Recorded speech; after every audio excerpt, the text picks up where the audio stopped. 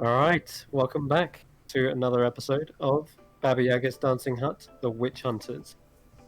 So, little recap on last week. Our session began with the group having finally left the hut and trekked into the Gloom Glen, and there was a bit of a search going on for some sort of goblin cave. You were being tasked with finding out what this ritual is known as the Rekindling. Rumor has it that strange elemental creatures have been seen wandering into the cave systems below the Gloom Glen, which is, of course, the grove where the Dancing Hut actually resides. And it seems like Baba Yaga has taken quite an interest in this. You're there to kind of figure out what it is, if it is a threat, to deal with it. If it isn't, then find out what exactly they are intending to do. Nonetheless, your pathway has led you down into the craggy ravine that separates the Gloom Glen from the actual rest of the God's Fair forest. And when you was walking along, you started to hear strange snorting and squealing noises. And around the tunnel started charging the huge boar known as Gromp, which you started to calm down before I think you put up a huge wall in front of it and it like slammed into it, didn't it? But you slowed it down and calmed it. It seems it has like a saddle, must have been some sort of riding beast. Told you that it belonged to the goblin and that they had recently run into a bit of trouble, and that's why Grump was running away. He was scared for his own life, didn't want to be turned to crispy bacon, as what had happened to the goblins could only be described as, well, char-grilled gobbo. They were just blackened bones and scorched earth as you got closer towards the cave entrance. Delving deep inside, you started to feel tremors through the actual earth itself. There was some sort of volcanic activity, perhaps deep underground, but you weren't going to find it just sort of standing on the outside, so you had to go in and started to find a spiraling downward tunnel that led deeper into the earth.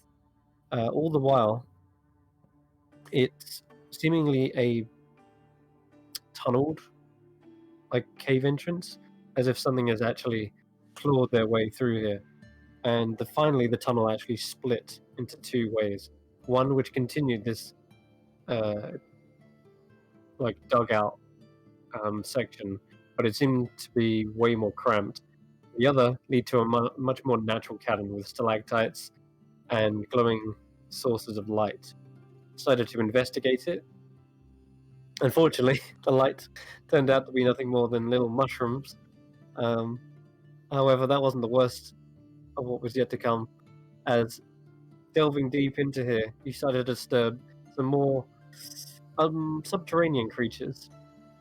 Dislodged from the roof were giant stalactites, or at least they seemed to be at first.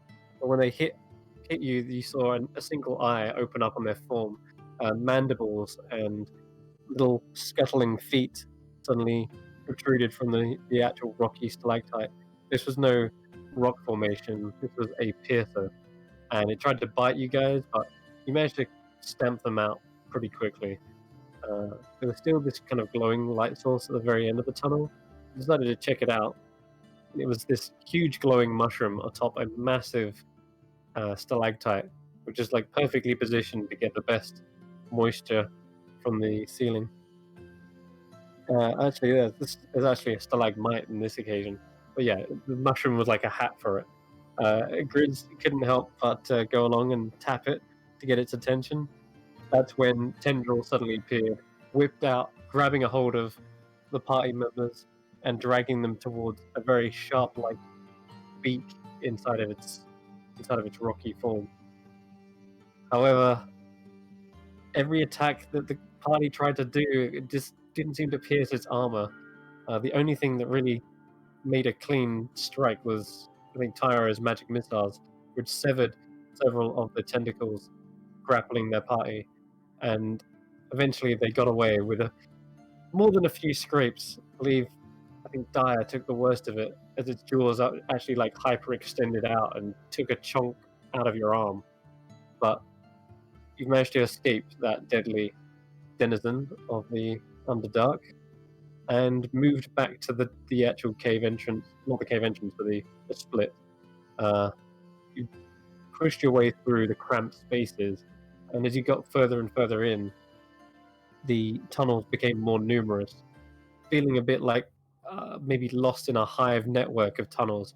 You started to hear this barking, screeching sound, like that of perhaps a fox, but it was much more guttural. This clicking and barking emanated and echoed off of every tunnel. You couldn't figure out which way they were coming from, and before you gained a sense of what was about to happen, you were already ambushed. Goblins around you, every side, every tunnel had these strange-looking goblins, not like you've seen on the surface. They had this slender kind of look to them.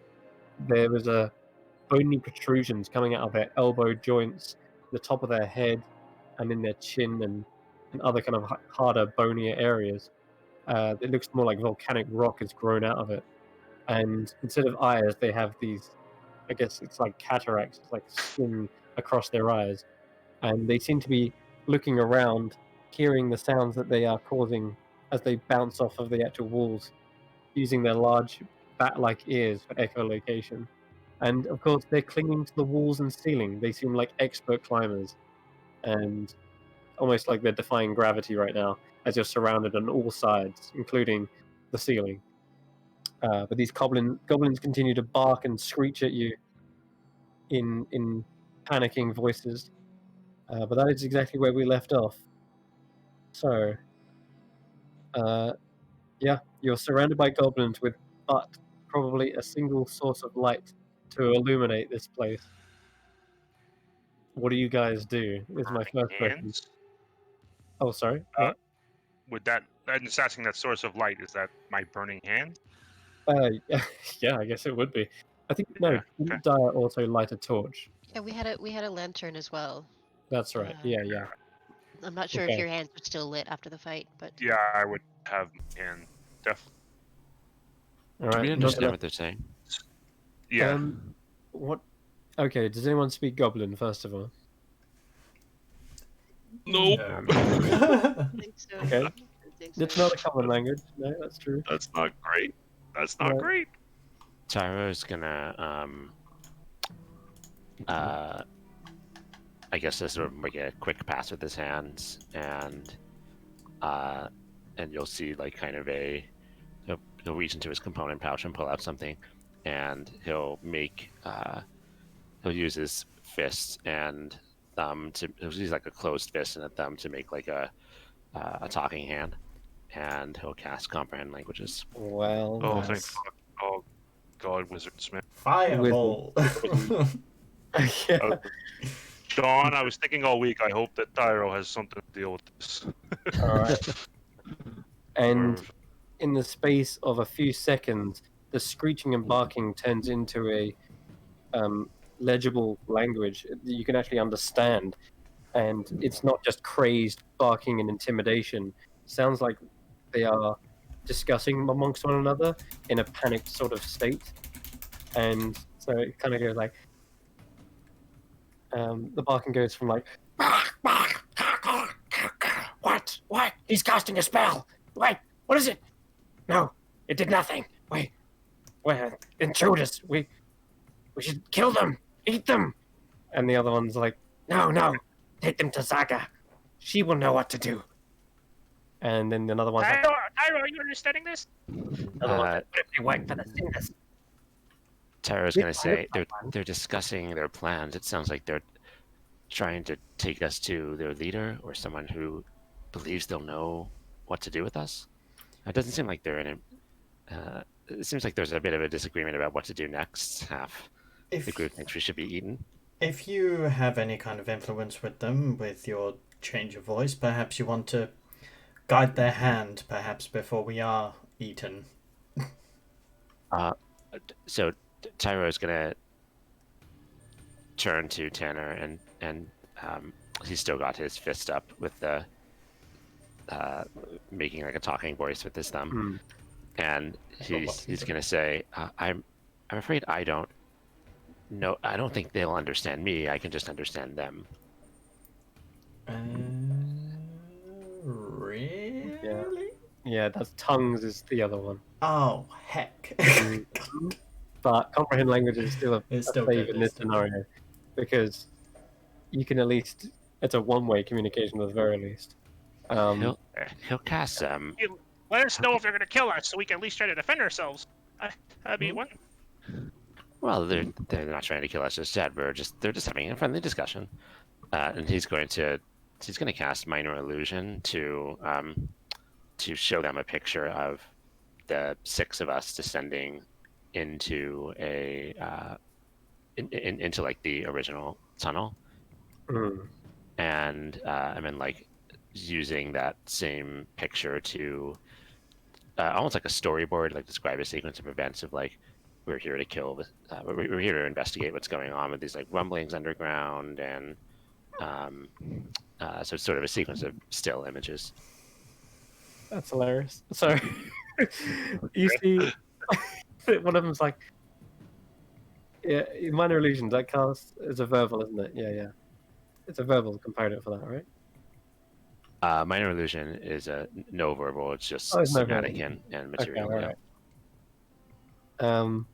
In that case, they don't notice one bit of your hand waving and illusions. All you hear them do is continue to natter between them, saying stuff like, "We should take their weapons." Yes, Oh shit! They can't see this. Or do they look like they're blind? these Or- are what you're They have looking at. their eyes. Their eyes are Oh crusted damn over. it! At Right. this point, whilst you're creating the illusion and the light is perhaps playing over them, you see their heads like craning, looking around, tilting side to side. They look up, they look down, but they're not actually looking at things. It seems like they're pointing their ears their side to side to get a better sense of what is actually happening or what is going on in front of them. Either that, or they have just completely ignored you. What you do see is one of them's like, bright, too bright, and one of them is shielding themselves from just Dyer's lantern, which is just, I guess, looking around. Di, perhaps you want to snuff that one out? Yeah, I'm gonna douse it out to not completely empty, but to the lowest possible, so that the humans can still see a little bit. Okay. My flames are going. Nope. Going off. I'm keeping my hands lit, at Okay. least now. And Alright. put a hat on. Chuck it not. The light from Dyer's lantern goes down. You can hear one of them like, much better. But wait, they have a cinder with them. Kill it. They are evil. Killed us. We killed them back. I'm just going to step in from. Oh, I don't understand what they're saying. So For you, it's just like Tyro's using the puppet hand to continue to translate the summary of what he's hearing. Another one says, No, we've lost too many. We can't afford fight now. We're too few in number. It seems like they've been recently attacked. I wonder if that's wonder if that's related to the recent rumblings. Well, I think they've been attacked by the cinders. Clearly, listen, I just got an idea. Why don't we tell them that I'm like a cinder. Tell them. Can you talk to them, Tyro? Tell them I'm an agent of the cinders. I'm an emissary or something. I'm here to parlay, to negotiate. Through fire. Seeing as how Tyro's like doing his thing with a hand, like can Gris hold out his hold his hand out and do the same thing with like a as if he would if he had a sock puppet, and just start moving about, and then he'll start talking to them in common. Hello, do you understand what I am saying? One of them turns around and goes, "Oh, the stone song! I hear it! The tremors!" Another one goes, "That's not tremors. That's his booming voice." And the one's like, "Oh, sounded quite like it. Sounded like him or it." And the other one's like, stupid." I And don't others are think they like, understand common, guys. they come up to your hand, and one of them's like sniffing it, and grabs a hold of it by the wrist, and starts licking your fingertips. What? That's not jerky. I Spit wouldn't out. do that if I were you. Hang on. Can Goose They take think- out a strip of lizard bacon and feed it to the one that was licking his wrist? Oh, okay. Yeah, sure. It grabs it. Mine. It's your food. Your friend. Maybe. And another one like, let me have this. And others like, but they still have Cinder with them. We take to Zaga. She know what to do. Yes. Why they Strip say, them off. Darrow? Strip them of their weapons. And one of them gets closer, and starts making a clicking noise. Gets towards you, Tanner. It's like, and tries to grab a hold of your sword. Can I?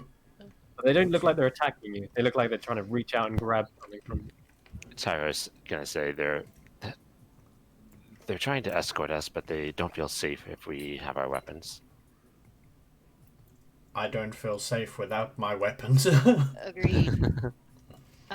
Daya's gonna try and seeing if she can like communicate through knocking. So not like try and do the close encounters of the third kind type of communication. So she's gonna tap out, shave and a haircut on the floor of the cave with her staff and see if they can repeat the pattern or recognize that it's a pattern. See what happens. They suddenly all stop their barking, and except for maybe just a couple who are like in the back who are sort of going, "What's going on? Can't see. Smells. Burning."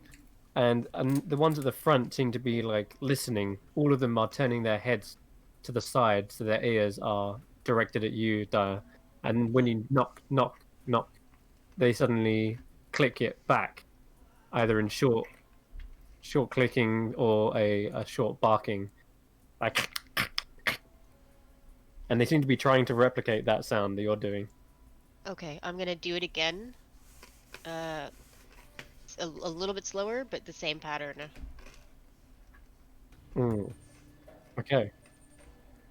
They seem to like understand, or at least be reciprocating in some fashion. Whereas Tyro, with the illusion, didn't seem to have any effect. This time they are trying to say something. Do they know our language? What? As Dai is doing that, I'm gonna kind of, for one in my life, I'm going to actually interject Tanner and this one, seeing that they seem to be scared of me. I'm going to just put one of my burning hands near his hand where his sword is, and just put the fire just enough that the goblin feels a bit of the, and kind of, you ain't touching that flail, man. Get back. It does not seem too bothered by the actual heat of it, but does seem to get very aggressive as soon as you get closer to it. It sort of like hisses and lets out a sharp cough at you. It's like Okay, I'll continue on, Daya. I don't want that thing taken. Okay, I'm gonna try and establish a yes/no system. okay. So I'm gonna tap out a more elaborate pattern and wait for them to repeat it to see if they can repeat it. They are very good at replicating the sounds, Okay. and they don't even use their own like limbs to knock it. They make the sounds with their mouth. Some Okay. guttural throat maneuvers. So once they repeat it perfectly, I'm gonna tap 3 times. ... Okay, they all click in almost in unison. And then I'm gonna tap something even more elaborate and crazy, Okay. and see if they can imitate that. All right, a little bit elaborate. Okay, tell you what, roll me a performance check. Flight of the Bumblebee. Yeah. Okay. Making up a language, inventing a new Morse code. They do. They replicate it They perfectly, replicate it perfectly. Okay, so again, 3 taps. 1, 2, 3. and they repeat. Well, Like- they repeat. like- Yeah, one. Yeah, like Then confirming 1, 1, 2, 3. yeah. Mm-hmm. And then I'm gonna say, Ember, flash your hands for like really quickly. Ah, Once. like They put the fire out. they don't seem to like the fire. Try flaming out, just quickly once. All right, I'll take 6 seconds to channel the fire. I guess. Yeah. Put it out and channel it again. No. Cast it To again. make it bigger. Make it bigger. It takes time. I can only Oh, do so okay. much with the you know. Can you- I can make a bigger fire, but it costs a Can bit of my power. can you wave it in front of them? Sure. Okay, Wave the wave flames it in front of them. wave it in front of them, and then I tap twice. Knock knock. Oh, Okay. I see. All right. I'll do as Daya instructs me to. There's a kind of a chorus of clicking and barking. It sounds panicked slightly. Yeah. Almost as if when you first encountered them, they were making this sound. To Taro, though, these are translated to emotions and communication stuff like danger, it's attacking, wait, no, and then they seem to back up from where Ember is. And I'm gonna do it Back. again. Knock knock. Like this. Uh, 2 is bad. 3 is good.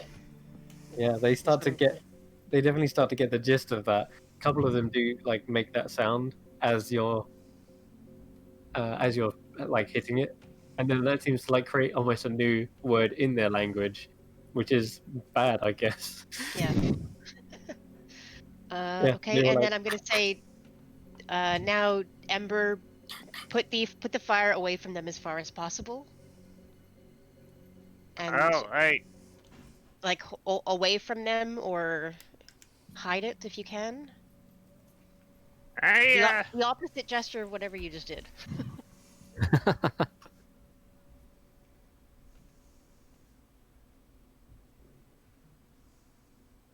So I'm guessing you just stop producing. Alright, things? okay. It's really scary down here without the fire, Daya, but okay. It's okay. You and Tanner will take care of it, okay? And I'll stop producing flame. And as soon as the fire goes out, then 3 taps. Knock knock knock. Pause. Knock knock knock. All right. Very nice. I'm like, what's he doing? Playing games with us. He's no threat at all. What? And then another one's like, if he's Cinder, he would have killed us now. Another one's like, maybe he is slave or servant of these others? And then they seem to be questioning. But nonetheless, they don't seem to be as panicked and as aggressive as they were when they first initially came down here. And now kind of expecting your tapping there as some sort of communication between the two. But Tara is relaying all this information. Anything I say, I'm guessing Tara is not relaying it. Okay, I'm gonna look at Tyra and kind of raise my eyebrows and go, I don't know what to do now, and I'm gonna try the shave and a haircut pattern. And reestablish baseline normal. As they're like, whenever I don't know. whenever they ask a question, it can be answered with yes or no. I'm gonna try to like interrupt the conversation with the pattern that Daya Oh, established. good idea. Yes. Okay. So if they're like, should we kill them, for example, Tyro Right. will hastily try the no pattern. No. Gotcha. Right. Tap tap. Yeah. So to stamp out any doubts in the little herd, which another one's like, one of them's like, maybe we should just eat one, the small one. He looks tastiest.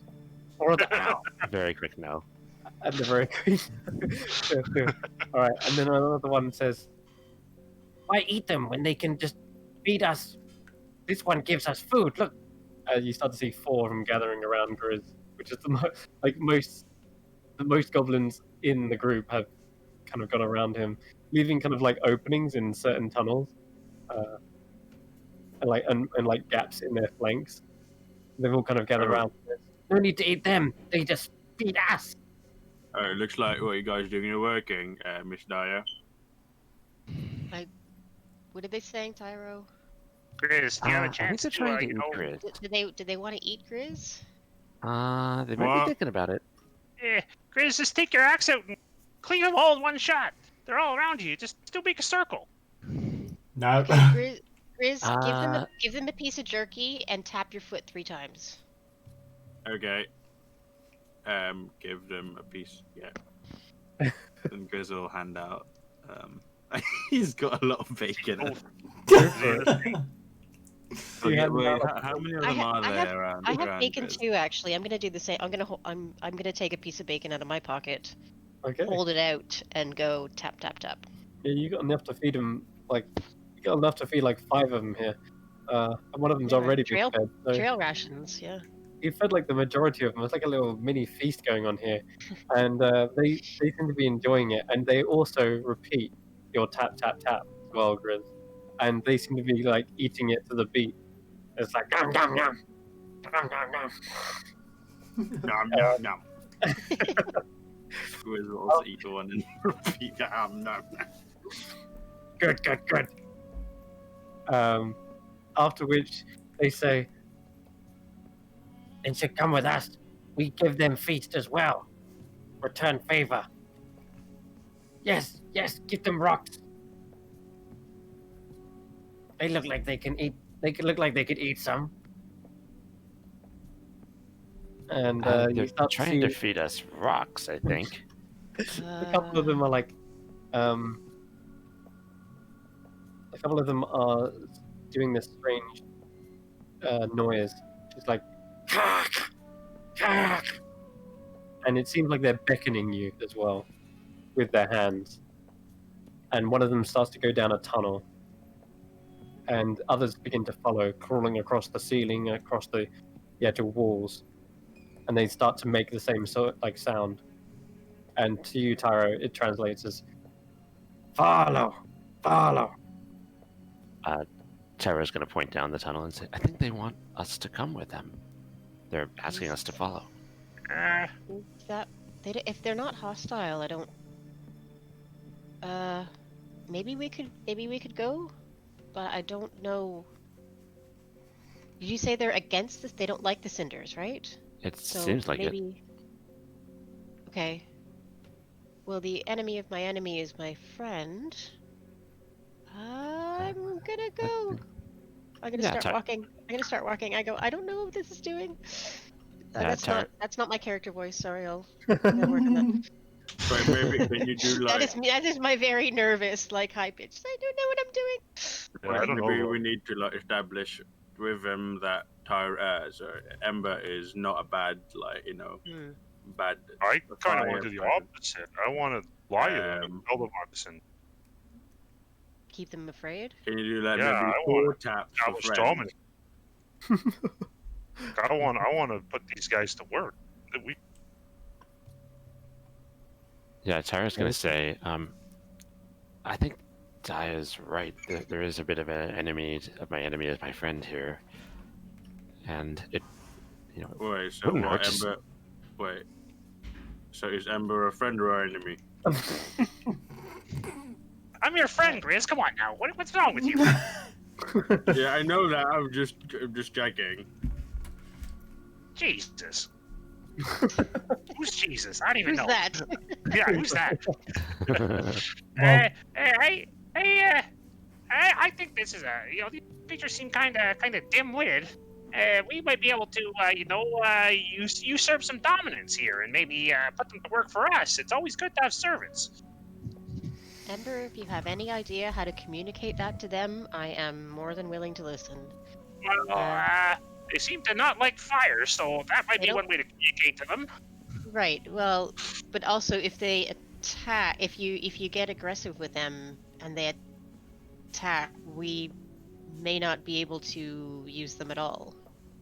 don't Yeah, want we that. may We also won't- be corpses, and they have terrible table manners. Look what they're doing. Grizzlies, lizard jerky. Disgusting. I Well, maybe imagine they can't see how that gross they're they're eating being. it savagely. Are they just gnawing at it? Like, how are they eating the drink? They are chewing it with more force than they need to apply. Yeah, mm, very, very unroyal-like. Yeah, like These creatures. they like clearly children have no chopping table their manners. gums and stuff. How tough do they look? Like, do they look like Tanner could kick the crap out of them, Daya, or do they look like actually Well, they cause us problems? they look emaciated but muscular. I guess lean is the correct word. But Okay. there's something about them that just, like I've mentioned before, they don't look like regular goblins. They have these stony protrusions coming out of their elbows, their chins. They look like rock, or like, I mean, you can see it on some of their elbows on this artwork here. Yeah. But I'll Maybe we should someone try to can find parlay then. bony plates. It seems sensible. Tara's going to say, I don't care to attack intelligent creatures who haven't attacked us. No, I don't. I'm not a madman. I just. Yeah. Okay. My just thinking. You know? And we just need to Tara. bear. It's good to know, if nothing else, that if we need to, they fear flame, and we do have a weapon against them. Well, that's But exactly. I prefer not to make any enemies if we don't have to. That's exactly what I was going to say. They're living down here in fear of these creatures, so they shouldn't be much of a trouble if, well, we're helping them. And he kind of does air quotes. I do think that maybe we should tell them I'm a cinder. Let's just so that maybe we can use that as an like tell them maybe I'm a cinder who's defected or trying to organize a plot against my own kind of thing. We can deceive these dim-witted individuals, I would imagine. If we can find. Can you communicate that through rock Yeah. rumbling noises? That you are a member of the Well, I opposite imagine- party, but you're willing to betray them for whatever purpose. I imagine they That's already only if probably Being think used in a that. complex plot Yeah, of my- double crossing. Yeah, I'm you're sure right. that's You're right. that's only a few more taps, Dyer. Yeah, tap 26 times and see what happens. They type out an elaborate binary thing. I think it takes 1,000 taps. I imagine they probably already think I'm a cinder. They wouldn't know. I doubt they've met, Fire Ganassi before. They probably aren't too sure what I am. Well, let's see what happens then, I guess. Well, I guess okay, it's going to be a so good sign that here's- maybe you're not one of them. Here's what I'm gonna do, and we maybe don't have to roleplay this all out because it will take a while, but I'm gonna take the hand of one of them and tap 5 times, and then I'm gonna take its hand and put it on me and tap 5 times for friend, and then I'm gonna take the hand and put it on Grizz and tap 5 times, and back on one of them 5 times, and then put my hand onto Ember, tap 5 times. No, tap twice for that. No, don't do that. Don't do that. As in I'll get slaughtered. Yeah. Miscounts does 6. If I had Instructions string unclear. with one So- goblin, and the others are like, "What's he doing? What's it mean? Tap tap tap tap tap." And Hey, then- Taro, at some point when they were talking, because I can understand them, did they say the word friend? Yeah, we did. Did they? Good question. Or the word cinder. They actually did. They said Cinder and friend. Okay, how do they say it in like in their language? Yeah. Wait, which one? Which one is that? Is that? Wait, which one is which? I'm As pretty sure it friend, was and then the that. hissing was it's definitely Cinder. The hissing was definitely Cinder. Yeah, Okay, that was horrible. It was like a coughing, like verbal. okay. Maybe we can try to say it like the way they do. Right? How they like? Yeah. Why don't you try, Grizz? Right. I stuck to taco. Tuck, tuck, tuck, tuck, tuck. It actually says the word, like tries to say it instead of like vocalizing. It's like literally used the common tongue and said tuck tuck.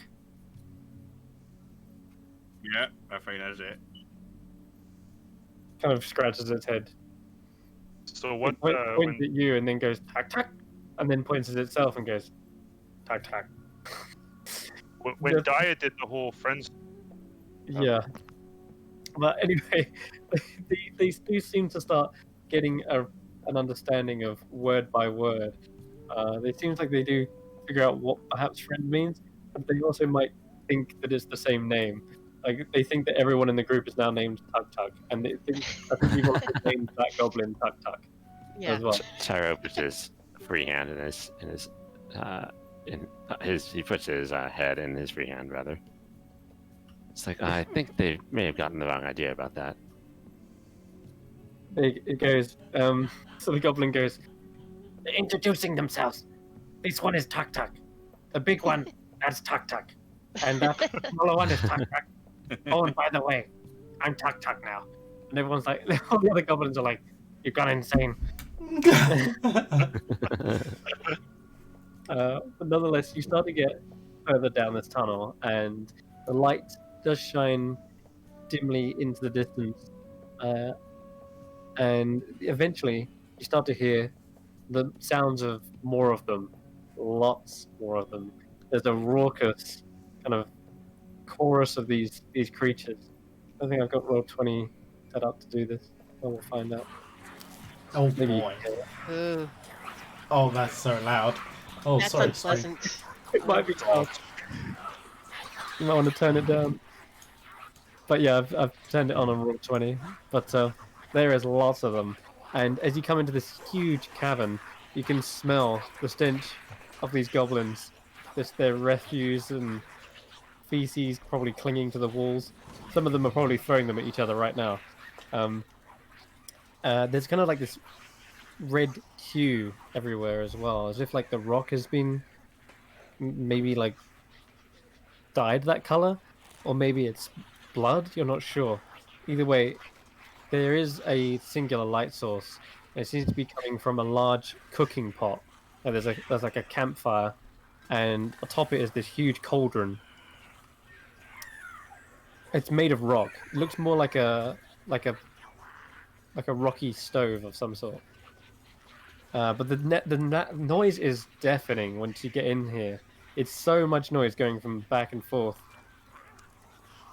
Some of them are like tapping rocks. Some of them are eating rocks, and you can hear the crunching of their teeth against it. Some of you probably cringe at the sound, because you can just imagine what it's actually doing to their jaws. But nonetheless, they're gobbling these rocks down. It looks like volcanic kind of substance.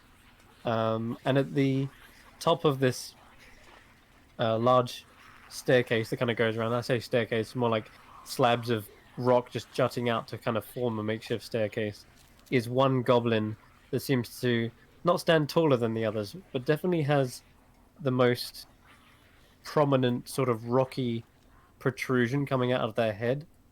And in one hand, they hold a huge, like, club of some sort. And currently, they are stirring this cauldron, like as if it was a cooking pot. But instead of hearing sloshing of water, you just hear grinding of stone, just like, and occasionally she smashes the club inside to break up more of it. And as you enter in, all the goblins kind of like nattering and barking at each other, but they all seem to be turning their attention to you. And these ones who have followed, the ones who have led you here, start to say, Zaga! Zaga! We bring tuk-tuk and tuk-tuks. And you see this goblin looks down, starts to perch, like jumps up onto the edge of it and perches so they can look over you all. And yeah, this one does seem to be looking, but probably equally as blind.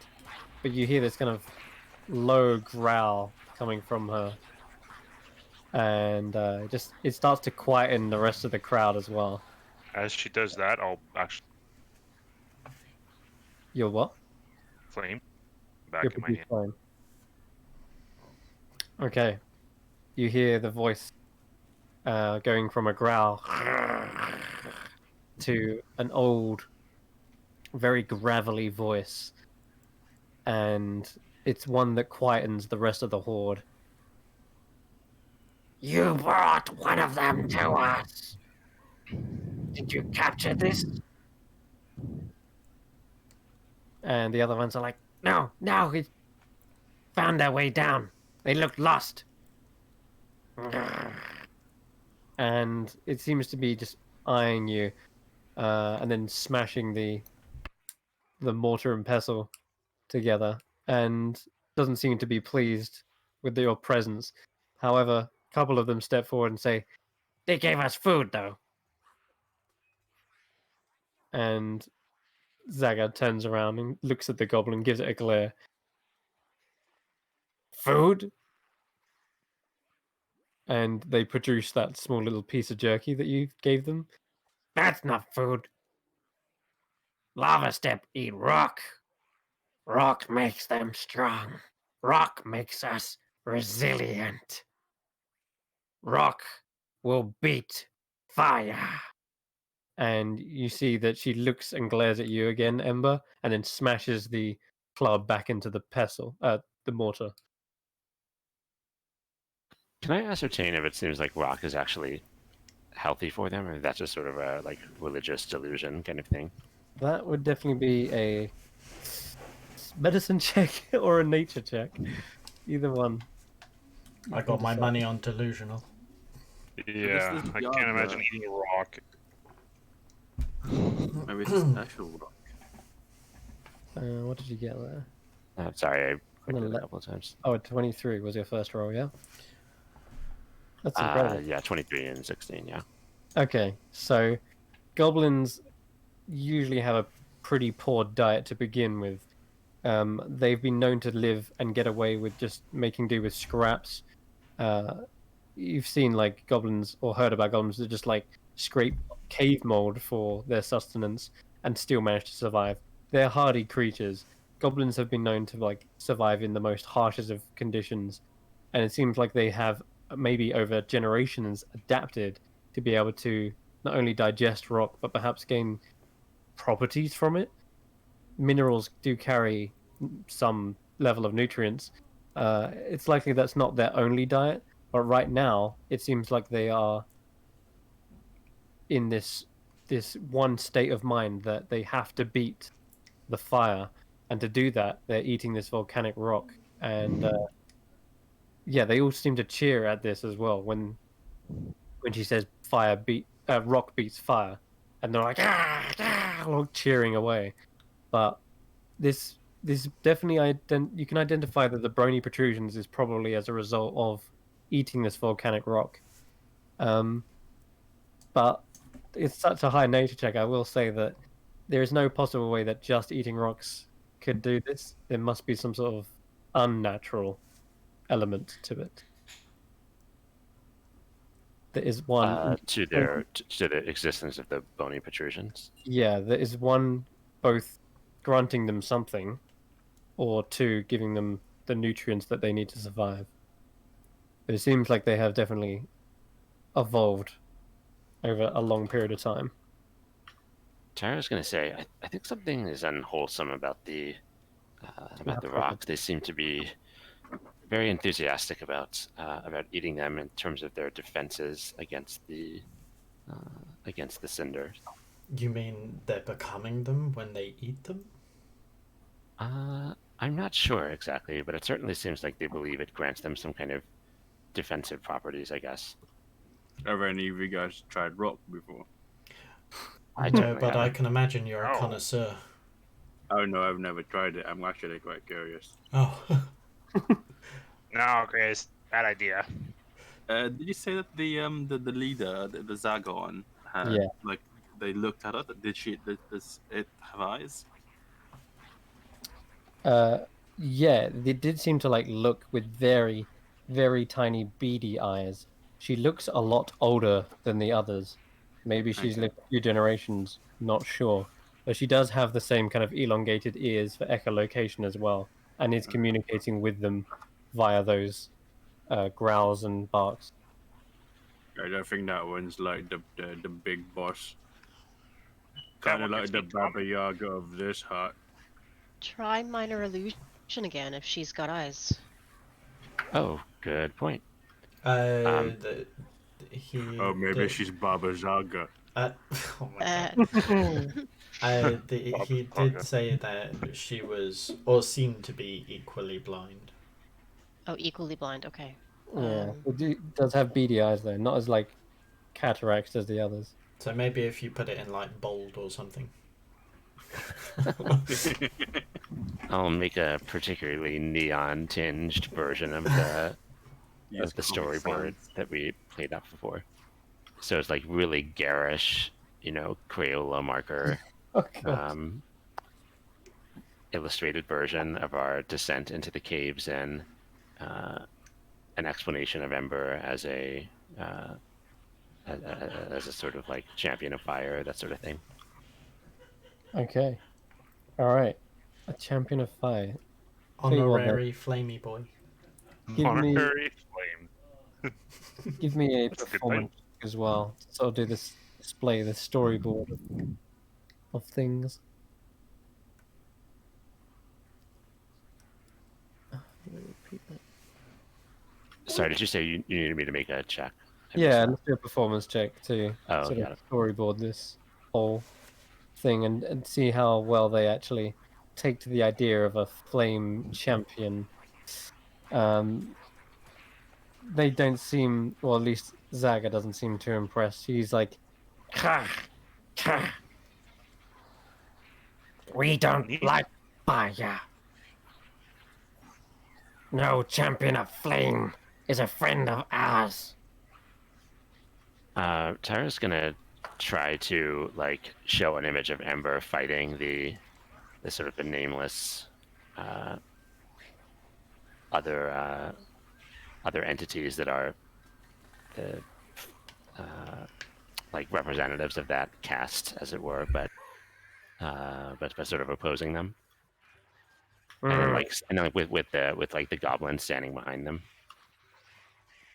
So you're showing Ember fighting like cinders Right, with their like with the goblins goblin behind, leader right? and like the goblins in mass, and maybe like I her see. elevated to like this position of a sort of special status, like wearing A a lo- crown, that kind of thing, in her Okay. A victory. lot of the goblins seem to start barking up and going, "Ah, he will be the one to save us. He is the flame that will exhaust the others. Yes, he is a champion." And the others seem to be like getting all riled up and excited about it. But Zaga like quietens them once again, and by slamming the pestle into the mortar, and says,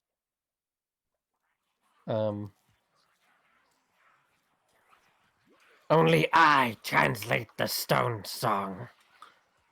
And as for this traitor of his own kind, why should we trust a traitor to begin with? What if he betrays us as well?" So I would try to emphasize the beneficial nature of a partnership by like adding a heaping pile of treasure behind the goblins. Treasure. like basically they're defeating these cinders, and they're elevated to glory. Other goblins are following them, joining their army, that sort of thing. Okay. Okay. Hmm. And food. Lots of food. Food. Yeah. Food Feast might. Yeah, for days. giant piles of tasty rocks. The thing is, as you do this pile of gold, it's funny. You think you're trying to like show them treasure, and like Tanner's like, "Oh, why don't you mention food?" But as you mention that, and the pile of gold is made into an image, you actually hear Zaga go, "Food, lots of food." It seems to see the gold as perhaps food. Oh. That's Oh. interesting. We could work with that. Gold I'll, I'll, goblin. I'll, I'll throw in the traditional sort of goblin food as well. Hunks of meat, Um, large chunks of unidentifiable but nevertheless delicious proteins roasting over an open flame, that sort of thing.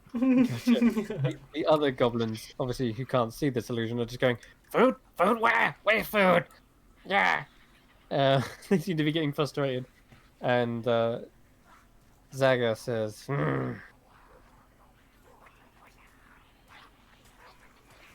"We will consult the stone song. It will decide your fate." Oh, that What, doesn't what was she sound good. describing? The stone. The stone song. Intriguing. Have I heard of this or a device Tanner. like this before? We're just Tanner. What do we do here? The, Let Tyro Tyro go to work, I Tyro's guess. the only one who can communicate with them. yeah. Yeah. Or at I least think your understand them. communication. Tyra was going Well- to say it seems like she's agreed in principle to this idea that we might be able to work together, but she's wanting to consult with some sort of ally of hers or some sort of divinatory device. I'm unclear about what she's referring to. Okay. Well, just We keep your guard up. yes. Okay. Exactly the best idea. What if their stone song, sings a song of death? I don't want to be sacrificed. This seems like kind of culty. Just sit next on the playlist. Yeah, skip ahead a few songs. How about a king song or a song of victory? They look insulted. Why do they look insulted? You seem to understand. So Tyler, you no. will stay. Stay in Burrow. Here you sheltered. We will summon Stone Song. Tyra's gonna make an image of like a piece of like an obelisk of maybe made out of this volcanic rock, but with like a mouth singing very loudly. Does it? And he's gonna kind of look quizzical at Zaga. Tyro being very literal here. I love it. It just looks at you and shakes its head. Probably picks out a rock from the cauldron and just throws it at you. I go, and try to duck out of the way. You do, and it just skitters past you and lands across the ground. But before you turn around to get a hold of it, you suddenly see like a pack of wild dogs. The goblins rush over to it and are fighting over it. They snatch and claw at each other. Finally, one of them gets a hold of it and crunches it in its mouth. There's this horrible kind of sound of like teeth probably breaking, and you see this goblin gulps it down after it's been reduced to a fine powder. And How do you eat the second one? Now that you have Yeah. so rocks are one and Zaga begins slamming her her pestle again, but this time against the wall, sending like this tremor. Sounds like she's perhaps hitting a section of the wall that's hollow, and this echo goes all the way down deep into the tunnels behind you, and there's a moment of pause where all the goblins shut up. There we go. And the sound is this low booming tremor that comes back. It sounds like her own pestle, but perhaps 20 times the size. And it comes back in a rhythmic pattern at first, but then it seems to evolve and adapt into a much more sporadic like tune, and until the tremors are just echoing everywhere around you. The ground begins to actually shake. You see pebbles kind of like skittering up and down, as if the whole place is shaking large enough that it's loosening bits of dust from the ceiling. Put that on. And all the goblins seem to be listening to it intently. And you see Zaga sort of put her arms to the side, as if almost being sort of possessed or something. Her neck kind of hangs loosely, and you can see her wrists are shaking, and all her little bracelets like rattling with bony trinkets. There's a chain tightly wrapped around one of her arms as well that starts to rattle, and suddenly her head cranes back, and all the goblins are like looking at her as if this is some sort of wondrous sight, as if they're being in communion with some sort of god. Zaga begins mimicking the rumblings, but in a more gravelly, goblin-like tongue tone. And yeah, these tremors go on for a while, about a good 2 minutes before they begin to finally subside. And I'd like everyone to make me either a religion or even a nature check.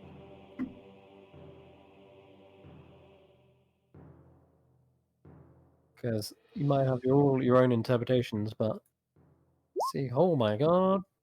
Ember with the John, 20, John is always Mara like with a 27? Okay. You're starting to understand what this is all about. There's no need for asking these questions when it's so clearly obvious in front of you. Um, as well as Ember, I think you're both getting it. Effectively, these guys have been hit pretty hard ever since the Cinders have been down here, right? But it's not unlikely that they started to seek some otherworldly power to aid them so that they could fight against it. These ongoing tremors are coming from somewhere deep inside this underground cavern, and it's definitely volcanic activity. You can hear that much. To both of you, it does sound just like that. But the goblins are perhaps seeking a deeper message behind it. They're interpreting these emanations as some sort of strange magical communion that they've called the Stone Song. They believe that it must come from some sort of god of the depth, but are actually the result of perhaps just volcanic activity, unusual volcanic activity. I'll give you that much. Like it doesn't sound like if it was just as rhythmic as that, it would. I don't know. It's that'd be pot luck if it kept on coming out rhythmically, but you're not sure what could cause that. when she seemed to bang on the wall with cudgel. Did that Yeah. trigger this stone song, or was it just always? Did I always hear it? That echo seemed to go down far enough that it may have triggered something. Definitely something kind of heard it and echoed a response back. But it did sound like volcanic activity. She could have perhaps loosened some rocks that may have like landed in a lava stream, and that could have caused it. Does it seem like she genuinely believes that Yes, she's 100%. interpreting this? Absolutely, and this is yeah. not okay. Yeah, this isn't like her ruse or her little shamanistic charlatan. No, she is 100% believing she is being sort of possessed, and she's now a voice. And she's clearly gone mad from eating all the minerals inside these rocks. What is it like? What the Mad Hatter has like? They say Mad Hatters are because they had the mercury inside their hat. Was it? Forget. There's a certain metal that apparently drove people crazy. But anyway, there's most Lead. definitely. It was lead. Is it lead? Is it lead? Yeah. Wasn't it? It was, That was it it. Yeah. used to. It's because the lead pipes they say used to drove the Romans mad, and that's why the Roman Empire collapsed. That's it. Yeah. Oh. So there's most Mercury. I don't know. definitely some sort of minerals. At your Yeah. guess, scientifically, a nature guess of 27, yeah, you'd probably guess some lead in there, most likely, as well as other chemicals. They've probably been driven mad, and now they're hearing voices. They're probably having some sort of psychotic, like delirium, and now they think that they're hearing a voice within that tremor, and now that voice is coming like a possession. However, these goblins are clearly very quickly adapting to this new stone song. Nonetheless, after this communion with the tremors, Zaga's head cranes and cracks and clicks as she kind of positions herself back on her perch and says, "Yes, yes, the stone song approves. You will be allies. You must join us. You must kill the Cinder so that Lava Step tribe rules."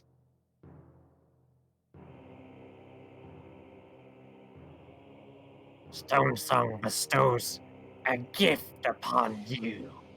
Points with a gnarled, bony finger towards all of you, like waves it from side to side, as if perhaps searching, not quite using her eyes, but gesturing towards an area where you are.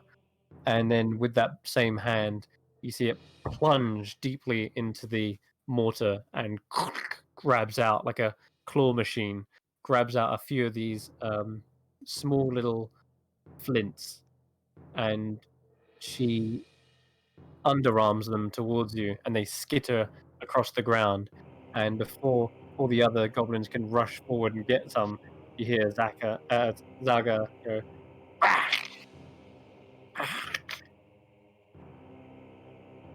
and they all kind of like heed her word, and they're all like sort of waiting. They were like cadging, like an animal, like a pet, watching you about to devour their favorite treat. But Is Tyro translating all this? Yeah, Can I Tyro's assume? got Yeah. his Okay. hand up. So And- I'm gonna reach out to one of the flints and hold it in my hand. she grabs one similarly out of her own mortar, and she brings it to her mouth and opens it and does a display of consuming it, so that you kind of understand what she's wanting you to do with them. But yeah, you hear this bone crunching as you see her devour the rocky Okay. flint. It does crumble in her mouth quite well, goes to a fine powder, and then she swallows it. Okay, I will hold it to my mouth and then hold it to my belly and kind of miming eating it. She nods. Okay. And I'm And gonna tell the others to do the same, to take the flint and just Put it in mime the eating belly. it. Don't actually eat it, but yeah. Or you mean you can try actually eating it if you think your teeth won't break. Tanner Nom, will nom, do nom, the nom. same. all right, Grizz. It's becoming a theme now, isn't it? Like eat everything. All right. If you're gonna numb it down, Tyro licks it. I think he's I'll a lick little uncertain about taking a huge chomp out of a piece of rock. okay. You lick it. It's got a very charcoaly taste to it. Yeah, like you're trying to eat a piece of charcoal or fuel. The rock doesn't seem to like dissolve or anything from just wetting it though. seems like it's going to need a good, like, hammering to really break up. Well, Tanner and Grizz recently acquired very sharp teeth anyway. Oh, that's a good That's point. true. Oh my That's god. true. I forgot about that. You know what? If you decided to devour these, I'll give you advantage on the check. I'll just kind of like look to Grizz as like, no. No, no, no. Oh well. Are we really just doing putting this, them out. Grizz? I don't know. I thought the nom nom nom might have been identical with it already put it in. Oh my god. All right. So you're actually going to eat it, yeah, Grizz? I guess so. Okay. All right. Now, this is a little bit difficult to chomp up, but your teeth are helping a great deal. There's some bits which you bite into and it crumbles like dust. Other bits which are hard, but then after a bit of pressure with your jaw, crack like a jawbreaker. And then there are other bits which you bite into thinking it will break like the rest, and you just end up hitting a nerve on your tooth, and it sends a shudder of you. However, you do eventually break it down into a gritty, powdery form that you are able to swallow. Probably go down better with a drink. It's so dry. It scrapes the back of your throat as it goes down. Can you roll me a Constitution saving throw? And I'm going to say with advantage because your teeth powdered it. Mhm. Fantastic. Okay, Grizz, you see more like you feel there's a strange pain, a familiar pain actually. At first, you're worried you're perhaps slipping, and this is all just a nightmare, like you've been experiencing since you woke up, because you start to feel bone protruding through sections of your flesh, just like in that dream. But instead of bone, you start to see actually rocky formations build up on your shins, on your elbows, on the top of your head. This kind of rocky substance protrudes, and you don't feel as the word, I guess, as squishy. You don't feel you Yeah. feel like you got like this rocky hard substance on you. Mechanically speaking, though, you gained resistance to fire for 1 hour. Oh, nice. Um, Whoa, guys, look at this. yeah, it kind of looks a bit like an Earth Ganassi to you, Ember. You've seen them before. Is this cool or what? Look it. I'm You do look very impressive, Grizz. I'm not sure I can replicate that, but Oh, You- these you- things are hard. yeah. But the thing is, you just need to like really take your time. Don't like bite too hard. Just like let your saliva do some of the work, like just to kind of soften it up a bit. Do you feel poison? Does it feel weird? I don't know. You feel, I guess, stronger in a sense. You Yeah, don't I do feel feel a bit tougher. My muscles tougher. somehow like a bit more, you know, Definitely a bit tougher. more. Yeah, a bit more tough. Bit nippy here though. Ah, why All not? of a sudden. Yeah, I'll give it a jump. Okay, all right. You chomp it down with your sharp teeth. Probably one of them snaps off and breaks away, but that's fine. It'll probably grow back as a normal tooth. Let's hope. Uh, eventually, you powdered it into a fine, swallowable form. You can roll me a con save with advantage as well, Tanner. And okay, I so literally got 10 less on both of them than Grizz. true that, but chomping it down is a little bit difficult, more difficult for you. Seems Grizz is used to eating all kinds of crap, but Well, Grizz you are lost all his trouble. teeth and You're- got you're- them all back as sharp. I only got 2. Yeah, you're sputtering and coughing up occasionally. And any bits of grit that come out, you start to see goblins come over and like pick up like choice bits and nibbling it themselves. But yeah, there's a bit that gets stuck in your throat as well, and you need like something to wash it down like immediately. I just like I- go into my bag, pull out some of the wine. Or have I got wine? You I might don't have one. wine. Heck. He starts rummaging through his pack. He starts looking for I'll like, hand him my water skin. okay. It has iced green tea in it, but Oh, Is that- okay. I'll say with that then, you down it, and it washes down all the grit and that bit which was jammed in there. It felt like it was stabbing your throat, and eventually, after a while, you feel again this bony protrusion coming out of your kind of knees, your elbows. You grow a little bit out of your chin as well. Well, Uh, that was an experience. These, whatever these are, you can tell there's definitely a magical nature to these rocks. Perhaps Zaga has been refining certain minerals in that cauldron, and perhaps there is some sort of strange shamanistic magic she has cast over it. But anyone who wants to figure out more of that can roll me an Arcana check. Tastes like the last time I had a casserole with a dwarf. I'm gonna put it in my mouth, and I'm not gonna chew on it with my teeth, but I am just gonna sort of suck on it and see if I can break it down.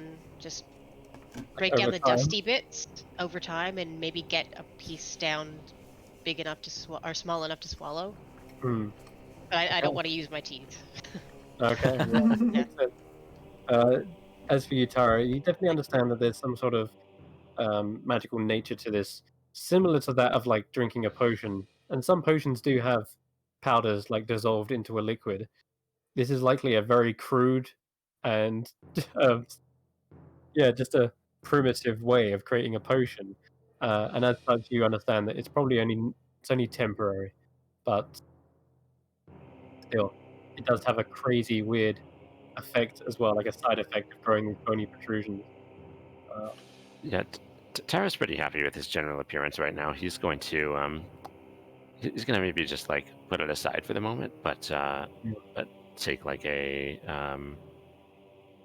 solidarity lick Gotcha, and then just sort of like nibble a piece, but that's as far as he'll go. gotcha. And then finally, Ember. They all seem to glare at you. The sin thou must eat. Derek's not here, but Hmm. I don't know. Do we I think think he it'd would probably- eat? I think he'd probably feel fine about I think he'd be doing probably be something. okay. Yeah, because he's probably already feels pretty good about his affinity to fire. Yeah, That's that's very true. that's true. Very true. I'll say that for now, then he puts it in his mouth. But we will decide later whether he actually eats it or not. Yeah. But either way, putting it into their mouth is seemingly enough to appease these goblins. They are not too smart, really. So just giving a lick or a nibble onto this thing, they're like, yes, yes, good. Now you lava step.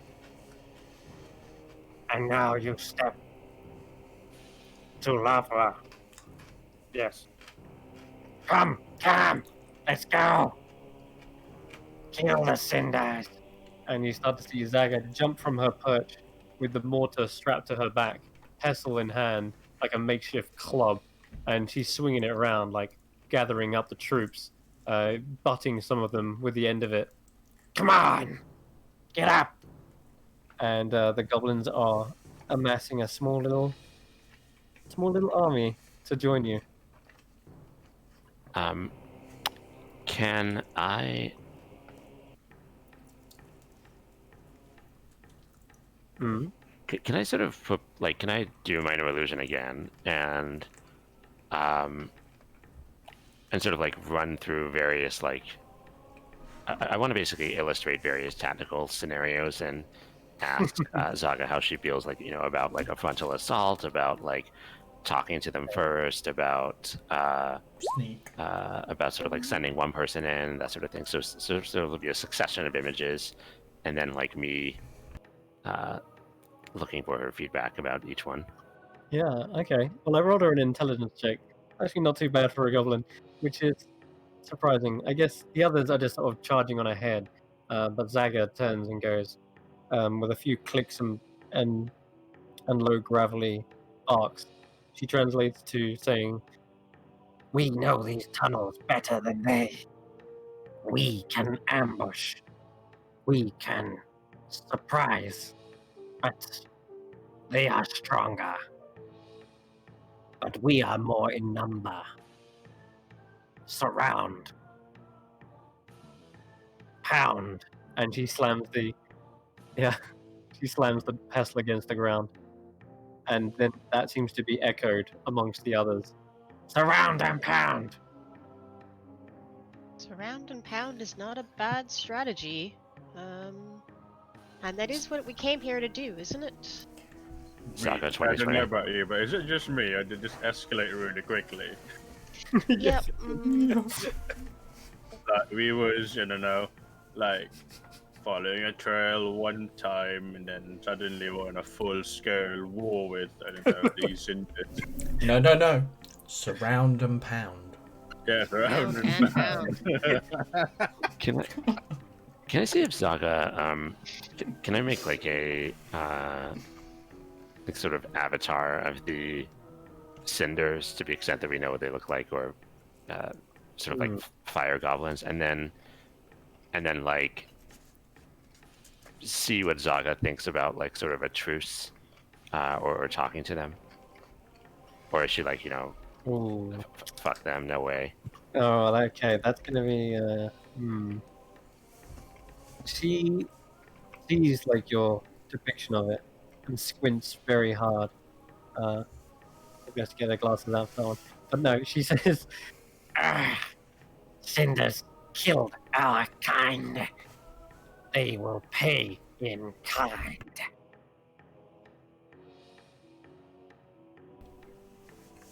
That's what I was Yeah. going to say. I don't think she's too happy about the prospects of negotiation. It seems like there's been a lot of bloodshed here on their part.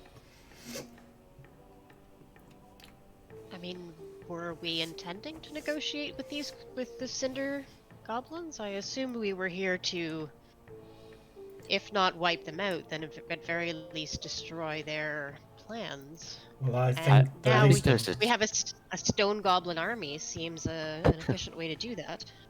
There was a suggestion, I think, from our colleague Ember that you might be able to talk to them on our or their behalf as a sort of agent of flames. Right. I just think the least amount of bloodshed would be more beneficial for us, but what has to be done has to be done. Grab that pat. Grab that pat. Grab that pat. Zaga Definitely. 2020. There is also a sort of sense when these tremors come, Tanner, you're sort of like getting riled up by them as well. I wouldn't say you've lost your mind by any stretch, but you definitely feel like a weird presence about the tribe of Lava Steps. Any malicious feelings? No, but you're kind of getting lost in the pack, becoming like one-minded. Perhaps it's not like you're losing your mind, but those minerals definitely have something in them that gets you riled up. I can imagine just all these goblins on all fours, and then just me and Grizz like, grab that pat. Grab Yeah. Yeah, you're just sort of riled up. That's as much as I'll say. You've not lost your sanity. Okay. Okay. Whereas the other ones are probably like the others are still keeping a cool head and considering other possibilities, like a truce. But you're just like, yeah, kill him. Anyway, I think here's a good time to go for a quick break, if you don't mind. Yeah, I need to get some water after that gravelly voice. No worries at all. But, yeah, we'll be right back. And yeah, grab a drink if you need to. We'll see you in a bit.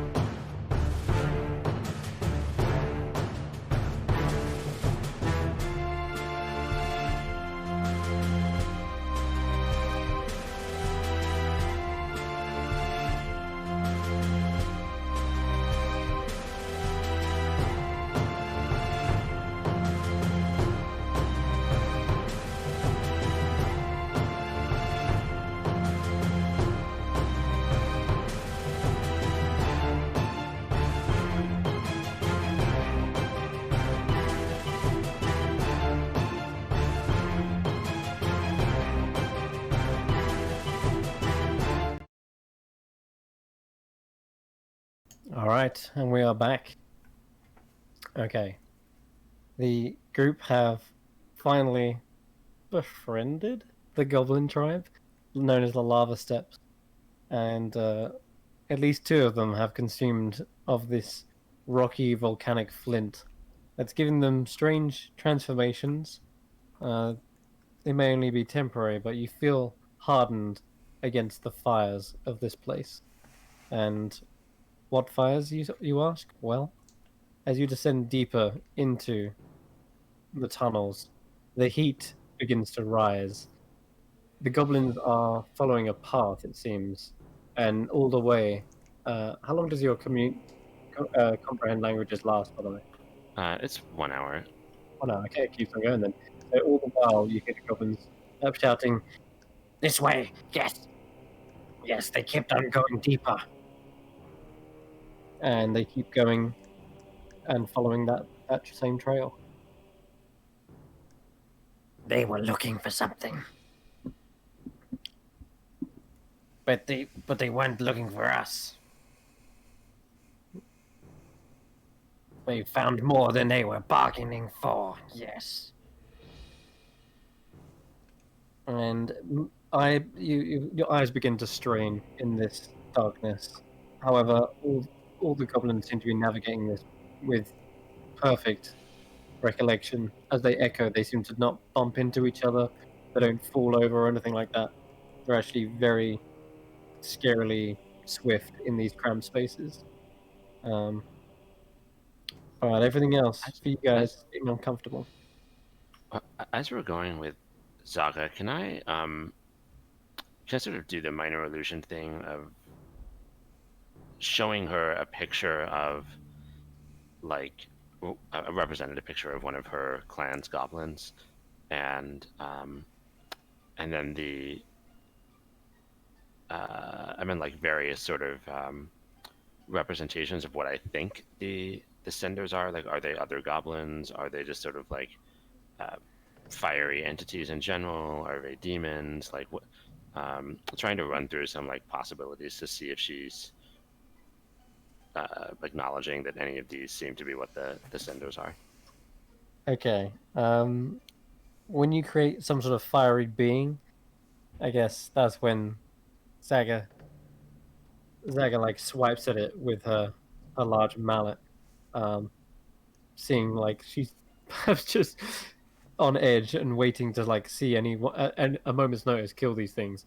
So yeah, she's like swipes at the illusion. Ah, cinders. So they look like And avatars of she does flame. that with what type of illusion? Like what type of creature? A fiery being. Fire something?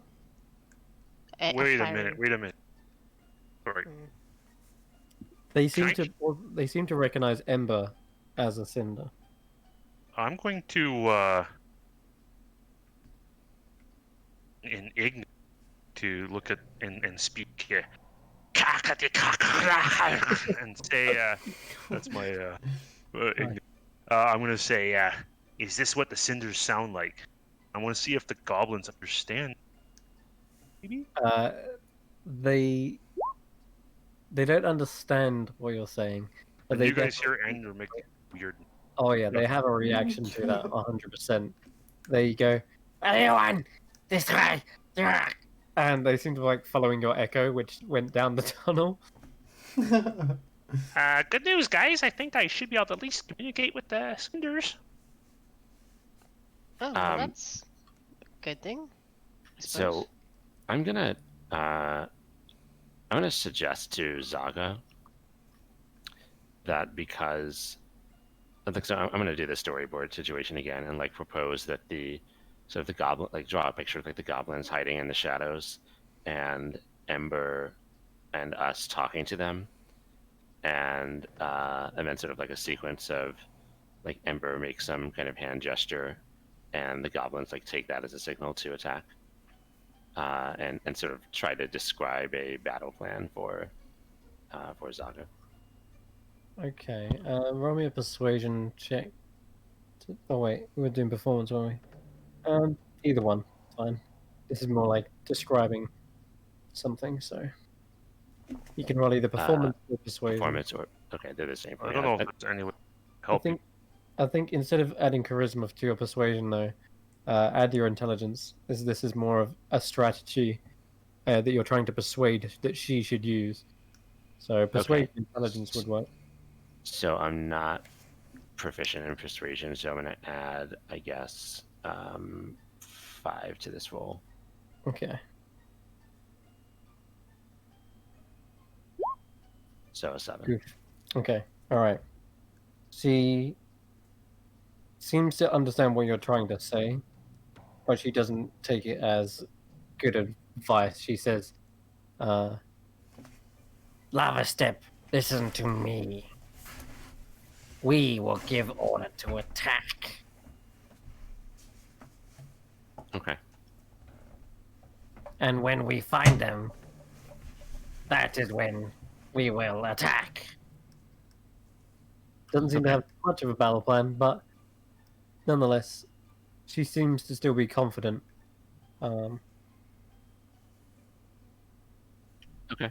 At this point, one of the goblins comes back from perhaps the tunnel, which you've been going down, but a goblin actually comes up from the tunnel, and they seem to be nattering towards each other, and you can understand them saying, "Spotted some up ahead. Yes, gone deeper, even deeper still. Too hot." You see, this goblin has got a bit of a sweat on. He seems to be maintaining like his posture and such, but Rock beat fire, eh? We'll see about that. That only works for scissors. Yeah. I hate these goblins. It will be fine, I'm sure.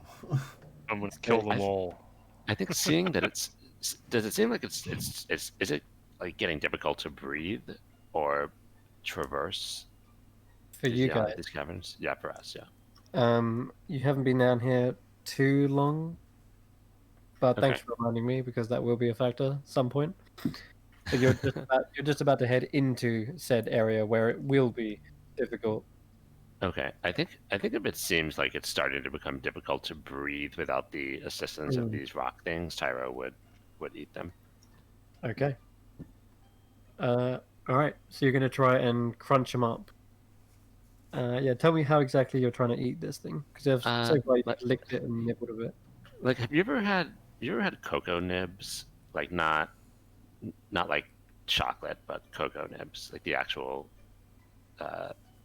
pieces of the Very shells. bitter. Yeah, right. So, but if you've eaten them, they're like really. You can't just like put it. If you put a bunch in your mouth and you just like chomp down at the same time, it would be awful. It's just like chewing on a big mouthful of really hard like seeds at the same time. So imagine like a solid mass of that. So he's just gonna kind of be like nibbling chunks of it off at a time and like eating them and drinking, drinking his water skin to try to get it all down. Eating and drinking. Okay. Well, he's not gonna try to do like a cinnamon challenge Yeah. situation. Put it all in his mouth at once. Yeah, sure. Okay. So you're gradually doing this and trying to get piece by piece into your mouth and swallow it. You hope that by doing it over a longer period of time, it'll be easier to digest. However, the ramifications may be that the direct impact isn't enough. It's just sort of just easing you down here and keeping you at least comfortable, but not having the powerful, resilient like effect that the others had manifested so swiftly. But it's still an actual way of eating it. So, you can give I'll me remind you that Dia was doing the same thing. She was kind of you were like sucking on it, so yeah. it's like it's a jawbreaker. Like a jawbreaker, exactly. Yeah. Okay, cool. And then Ember, we didn't get to hear from you. Did you want to eat one, or are you gonna? No. Hopefully, hopefully my ancestry will see me hot. Okay, cool. Well, you can write down in your inventory then that you've got a lava step rock. Sure, thank you. Okay. As for the other two, you can both roll me Constitution saves, but with advantage, purely because you're doing this over a very, very long period of time. Minutes and minutes of nibbling and nibbling. Okay. Yeah. You just can't stomach it. Every bite is way too hard on your teeth. I mean, as an elf, what would your normal diet consist of? Like nature foods, like whole foods. Nuts. Nuts and grains and berries and freshly hunted rabbit and Yeah, absolutely. not a whole lot of like Dia is definitely the person who, if there's like a grain of sand in her sandwich at the beach, will throw the whole thing out. Oh. Yeah. Well, this is like eating a load of sand with bits of bread in it. Like Yeah. it's the other way around. It's just like eating grit. And every time you try to swallow it, there's this gag reflex that just says, "No, you can't swallow this. Your body rejects this. It's too coarse. It's you feel like it's cutting up your tongue. You feel like you're smashing and breaking your teeth, like to irreparable damage. And eventually, well, I did say that I wasn't biting down on it because I do not want to break my teeth. right. But I was just trying with like saliva to try and break it down. Like, That's right. Yeah, it does. I'm afraid then saliva doesn't break it. It seems. Yeah. It really needs a It's hard, just not doing crude impact. Yeah, to do it. So yeah, sorry, completely forgot. Okay. Yeah, your dissolving method's just not working. There's a bit of powder. It is gritty in your mouth, but it's as you kind of like pull it out, you look over it. It's still the same size. So get all the unpleasantness and none of the benefits. Awesome. Exactly. Yeah. That sounds about right. 100%. As for Tyra, though, you start to stomach down the last bits, and you start to get into a rhythm where you nibble, wash down, nibble, wash down, and eventually you consume it within the next 10 minutes. And I'll say that is such a high enough con that you're able to get it into your system with the benefits as well. Although not as predominant as the other two, you do start to see your skin texture kind of harden slightly. Your knuckles have these little rocks, like little pebbles across your knuckles. Yeah, but there's no like big pointy protrusions. And you've gained the benefits of fire resistance for 1 hour. Duly noted. Pretty good. Okay. As for Dia, though, still not able to like stomach this thing. Yep, that's cool. That's totally fine. Okay. All right. Well, you can put it in your inventory at least. You can put lava step rock in parentheses, slightly sucked on. Slightly wet. Yeah, still wet. Moistened. That's the most D&D thing ever. Okay. Let me drag you over to the next map. So, as mentioned, apparently there's some of these cinders up ahead, and your company is getting closer towards it. And at this point, the heat is becoming very, very unbearable. All of you are able to bear it though, because of course the rocks you've just eaten and consumed seem to stay back the heat. You are building up quite a sweat, but it's not exhausting you. You imagine if you're in this area for a long period of time, Dia, that you might start gaining levels of exhaustion, but not straight away. Not as soon as you walk into this place. Just if you stay here for a longer time. Right. Okay. You can all see this map, right? Yeah. Little okay. cave with. Oh wow. All right. So up ahead is this dull red glow, and it seems to be pulsing slightly. Well, not much pulsing, but there's definitely a kind of a flow to it. Let's grab that. Oh yeah, here we go. More stalactites from above, by the way. All the time, you've been going deeper. You've actually been getting further and further away from the goblin tunnels. This is territory that they don't tunnel. This is far too hot and dangerous. However, with the natural caves comes natural creatures. Most likely that you could potentially run into more of those stalactite things from earlier. Nonetheless, it's something to note as you're going through this tunnel. Can we point out to the goblins like kind of do a minor illusion of like a piercer and point to the stalactites and stalagmites? They nod in recognition. Yes. Piercers. A nuisance. Easy to avoid, though. They only prey on things on ground. And you see goblins start to go up to the sides, and they're climbing across the walls and on the ceilings. And the piercer's biggest advantage is landing on someone's head as hard as possible. And the goblins just seem to climb amongst the rafters. Can we what if we so Tara's going to point to the walls of the is this like a long corridor? Is that what we're It is, yeah. looking The at? tunnel seems to also branch off into two separate ones, a high road and a low road, you could say.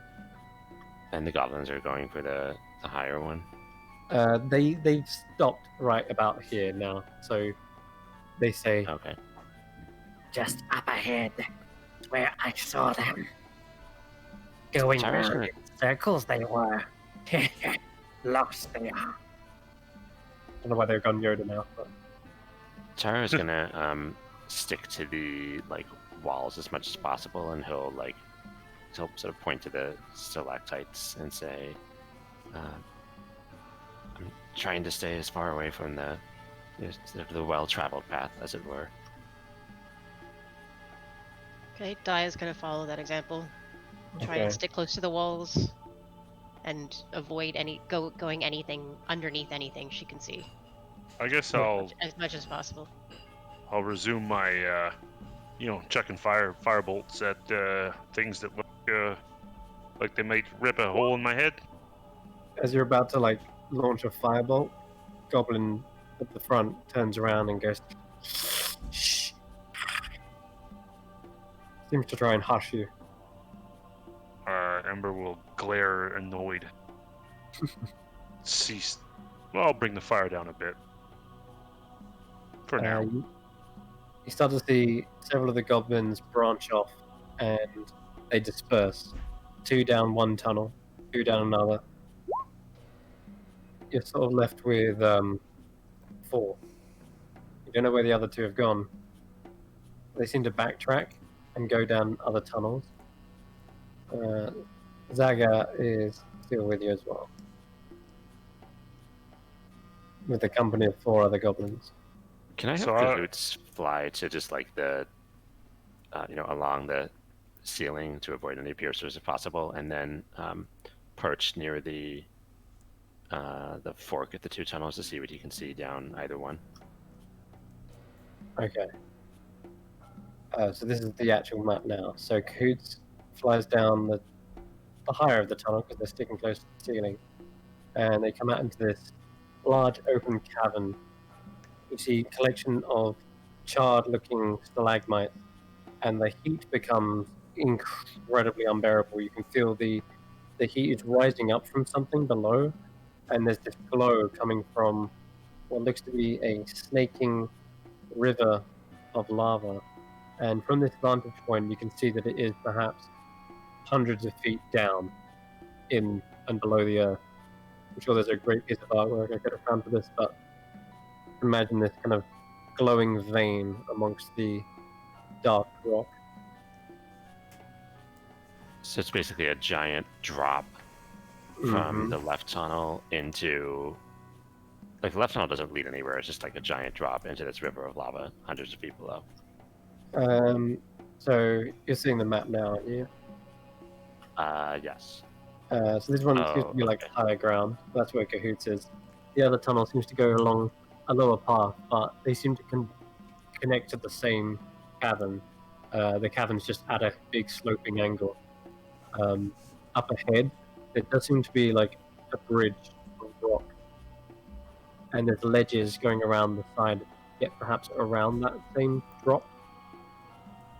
So they keep moving it. I'll Tyro, do you relay imagine this in the go ahead. Tyro, Tanner, you two, you know, you're probably well versed in different strategies of war, perhaps. Do you imagine that this might be kind of an all-in attack for the goblins? Is this like their defining moment? Do you think? Because if they fail here, are they toast? No pun intended. Well, I mean, fighting in any area like this is. It screams last stand to me. Yeah, this does seem like a bit of a last stand for them. They seem very engaged and focused here, despite the incredibly, for them, hostile conditions, I imagine. But they seem, so dedicated to eat rock that they'd be willing to do this. This is crazy. Perhaps this was just my interpretation, but it does seem like their tribe was being picked off slowly, and these are the remnants, a fraction of what used to remain. Perhaps if I only had a small battalion, I also would make a final stand. How do they imagine that they're Where going to my emerge numbers victorious? diminished even more. And they think they're going to emerge victorious here? What's their With us, plan? they think we're chosen. By the Yes, we're stone chosen. Yes, certainly We've killed chosen. so many of our kind. Daya, you are. We are the reinforcements. Is he charmed or something? What's wrong with him? No, he's just embracing the. Okay, all right, perfect. I like it. Yeah. Chris, This is the we're not mention really. of He's just wild up. just to mention that the of the Rekindling tribe sort of trying to fight for survival. Yeah. Then is something that resonates very strongly with the Grizz because of his Grizz, his story. if you say so, I think if anyone's a chosen one here, it's Daya, but that might be for something entirely different. Believe me, man, this is not the hill that you want to die on. These goblins are just goblins. Okay. How about this, Ember?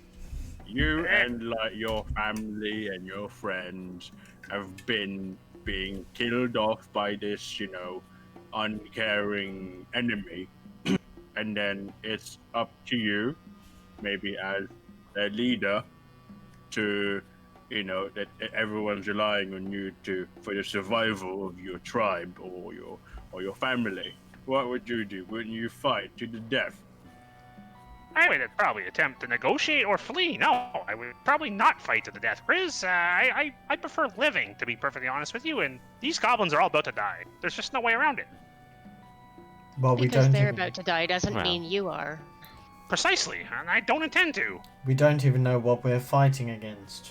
Remember, we do have many Well, there's only numbers. one way to find out. Onward we march. Okay. Ember will let Grizz take the lead significantly. Like, standing way back. I'm not going to killed. Tyro's gonna make a map for Zaga of just like what they see up ahead, and sort of maybe make like a fog of war at one end of it, and point to there and look quizzically at her to see if she knows anything about what lies beyond. They trying to get down deeper. Not sure why. But we stop them here before they kill any more of us.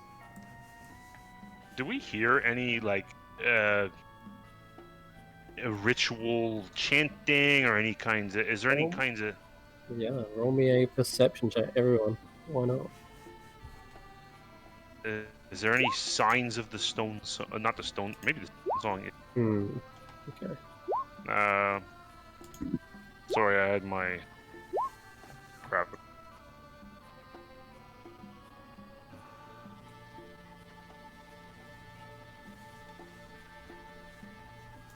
Okay. You got a good one. Yeah, that's not bad. Tyro and Ember. Okay, so quite lucky that you're the one that asked, and you're the one perhaps intently listening whilst this discussion is going on. You're trying to here, trying to make out anything that you would actually be able to understand. Because I think at this point, your comprehend languages probably would have worn out now because you've been traveling deep into the tunnels for a while now. However, Ember, you're listening.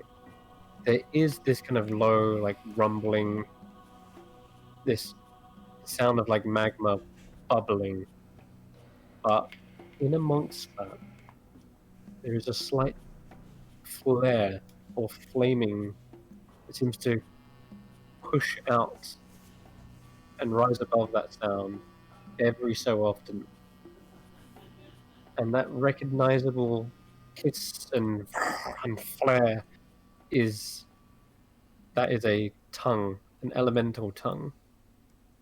That is Ignan.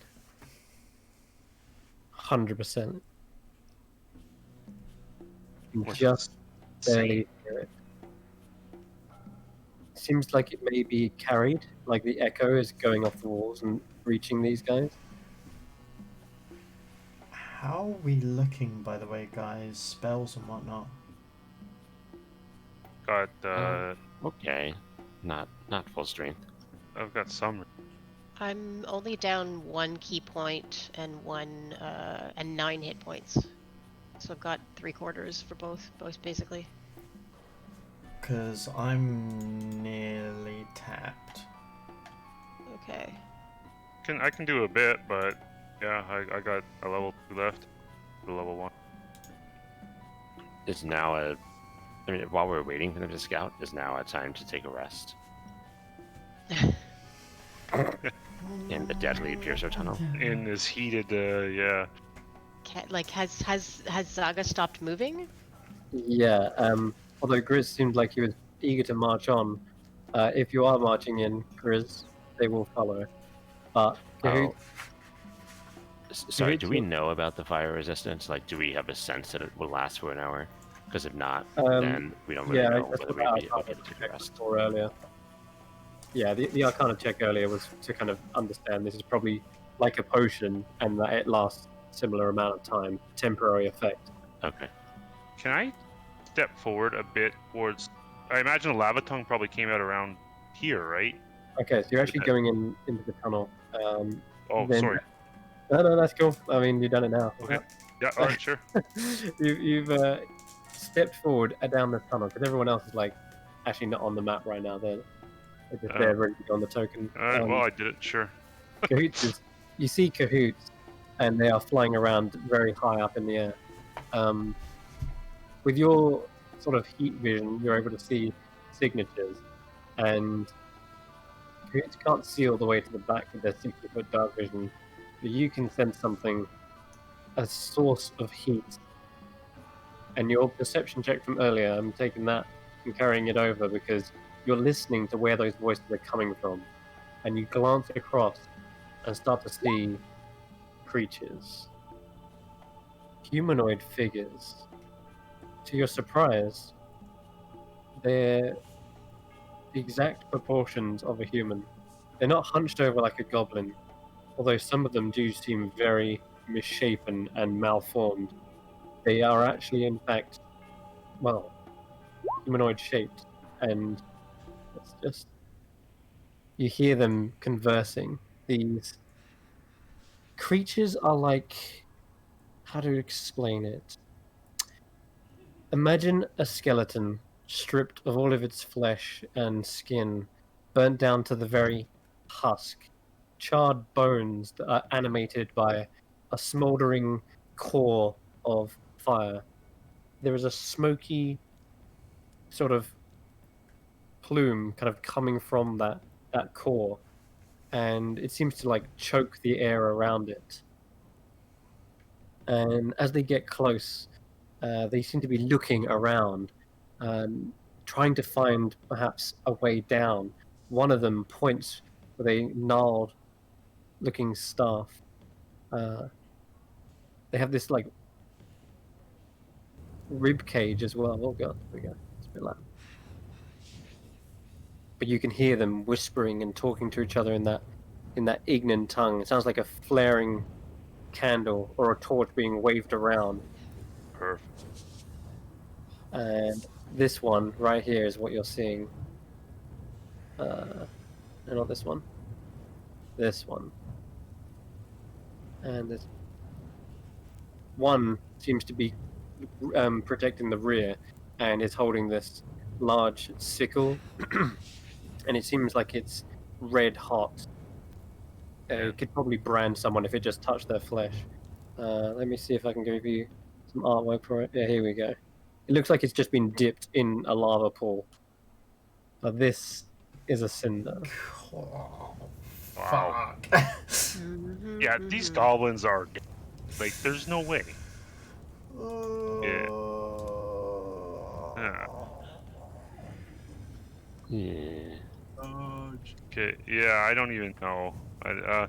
I guess Ember will just, if not noticed, just listen to what they're saying. Plus, if he is noticed, we'll Okay. we'll go from there if he is. All right. There's another one, which actually has kind of like a surprisingly female form to them. You're not sure if these were once humanoids or if they were perhaps just like your own ancestors, just based on a humanoid-like shape that they've taken form. Either way, she waves around a wand of fire and shoots out to perhaps illuminate further down. And they're pointing and whispering to each other, saying, How do we get down? The burning lake is so close, yet so far away.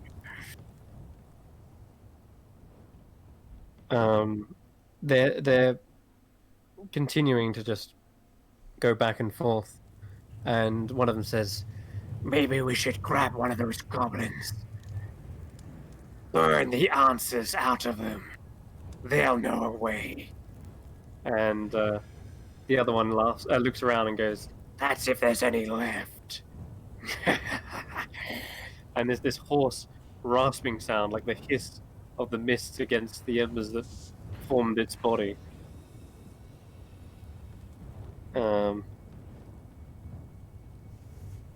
The other ones behind seem to be in pain.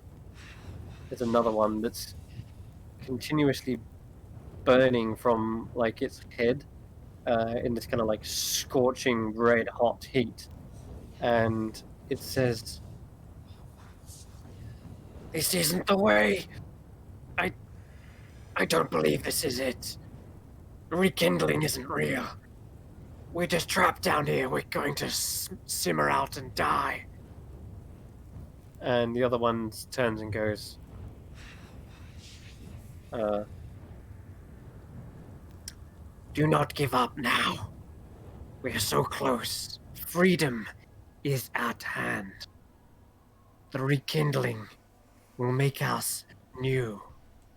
It will make us whole. he says, As chaos led them down before. I trust him.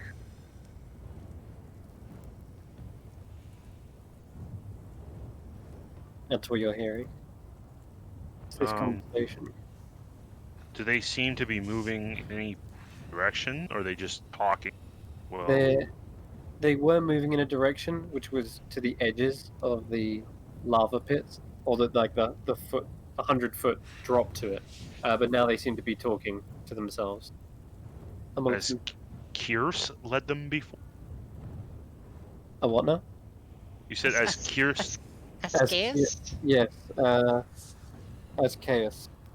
Chaos led As them. chaos. Hold on. As chaos. Ascaeus. Okay. Do I know who Ascaeus is? Do I know anything about that? You're not sure, Problem. so you've never heard of it. I will. Is this like a stalagmite? Yes, Here? that's right. Yes, huge. I'll stallion. kind of duck, calling to duck behind, and then look at them and the female figure, the one closest to me, Yeah. I will just look towards and spend a sorcery point to subtle cast message. Message. Yes, the spell trip. I will spend a sorcery point to subtly cast it. Message in Ignan. I will say, You may be under attack. We just know that myself and my allies are not part of this goblin army. Spare us, and we will negotiate further after the goblin dealt with.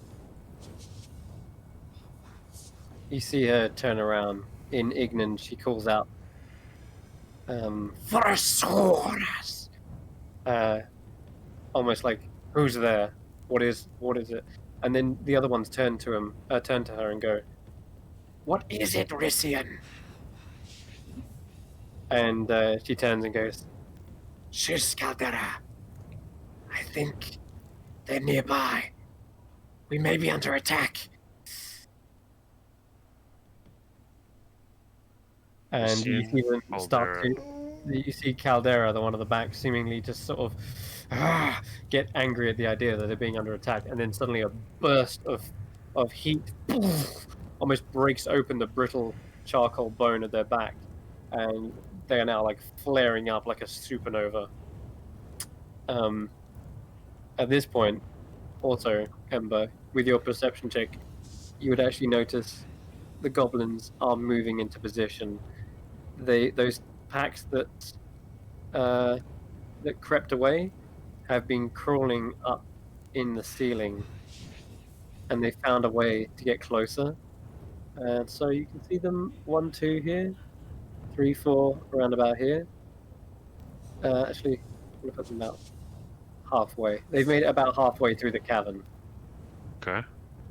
And they suddenly see that this is about to go down. A couple of the goblins call out to you at the back here, kind of revealing their position, but also calling forth the reinforcements. You hear this echoing bark, and it seems like Zaga is like, "It is time. The cinders will pay." And you feel a pushing behind you, Grizz, as Zaga is like urging you to go through the tunnel. Which one do you want to go through, left or right?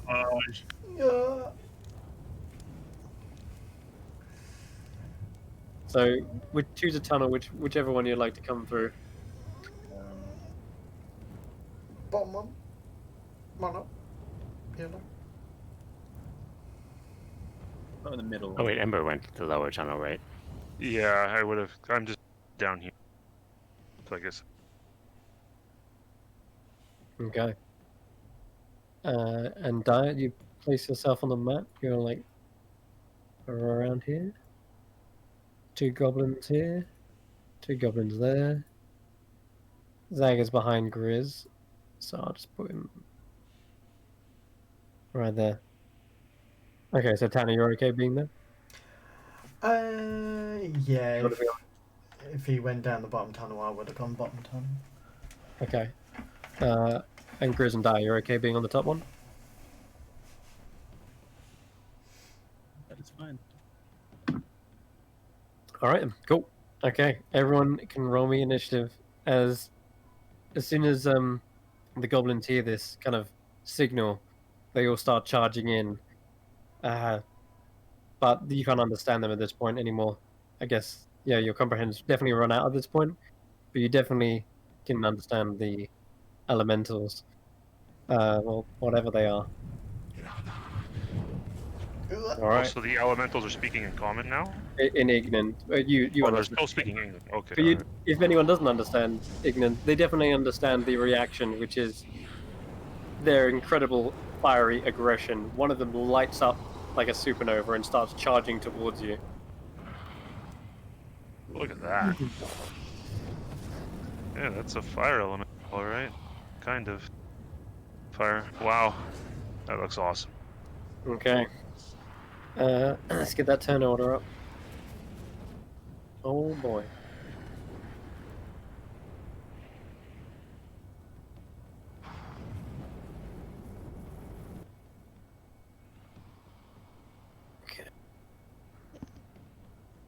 It's not letting me choose my initiative thing. I don't know if So you can put that in manually, but yeah, so if you click your token, yeah, I am. I then the was. top left there should be a button. Do you see the button? Nope. Nope. I'm not. I'm Should be, clicking on it. I can't move. I can't move my token. I can't click on my can't do token. anything. Nothing's happening. Huh. Check your character sheet. Should have full control over it. There's no reason that token shouldn't work. I think it Roll might for be your something. search.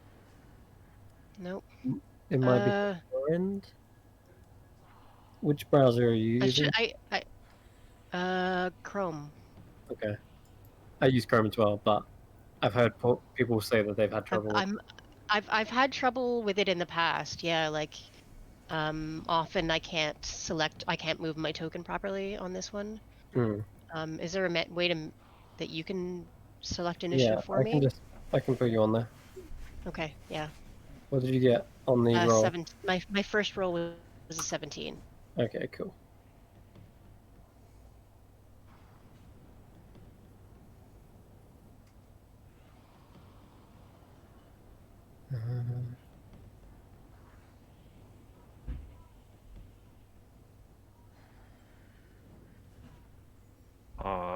I don't know what to do here. Oh, very. Yeah. I hope you know what to do. I hope you had a plan going into this, Mr. I had a bit of a We're plan. on your side, evil flaming skeleton things.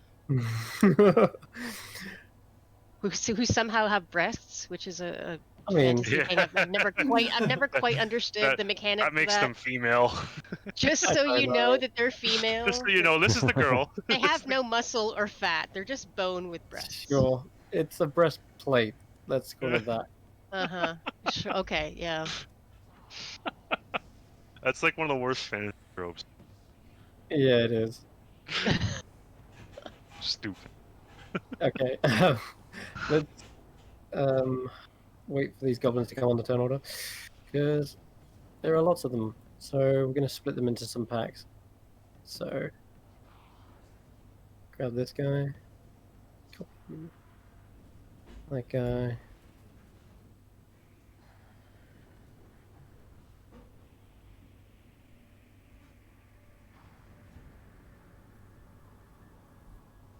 But start thinking about what your turn will be, Ember, because I think you're up first.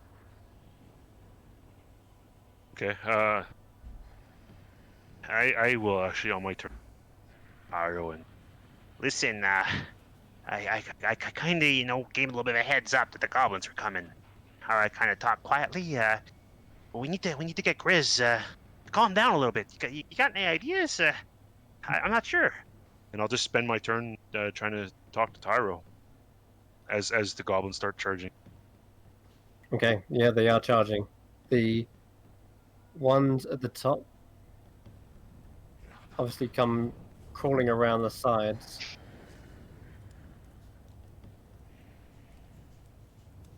I guess I'll also mention that I think that I can change him will not hurt if I'll try to convey that to Tyro. Guts. Yeah, Tyro's like a little nervous. I think he's kind of uncertain about what the motives or nature of these creatures is, but they seem to be fiery, so he's hoping that Ember has something to say to them. Well, I mean, I got 6 seconds. My turn. Well, I would spend 6 seconds explaining the best I can. Time. Yeah, That I have something. Whether Tyro believes me or Ember or not. yeah, Tyro believes Right. Ember, sure. But then he's kind of like, what do we do about Grizz? 'Cause rage. No, that'd be my turn. All right, good. You see that the surprise seems to not have gone down so well. The cinders are ready; they've already flared up. They have spells ready to fling at these. But what do you do? Yeah. I want to go along the top along the top passage, but kind of as stealthily as possible. Like I want crouching if I can, maybe, and just Hmm. go my full 45 feet of movement. Okay. Actually, I'll use my action to dash. I don't want to All right. attack anything right now. Okay. So yeah, go ahead. So Move your 40 move your token. Oh, you want to go over there? I can't, so that's 45 feet, and then 1, 2, 3, 4, 5, 6, Okay. 7, 8, 9. So I should be right there. Okay. If you Let can, me just if you would be to move me, check. and I will crouch close to the ground, not make a spectacle of myself. Gotcha. Okay. Yep. That's it. You seems like they are training eyes on you. They have their attention focused more on these goblins in front. Yeah. Right. Yeah. That's good. Okay. Okay.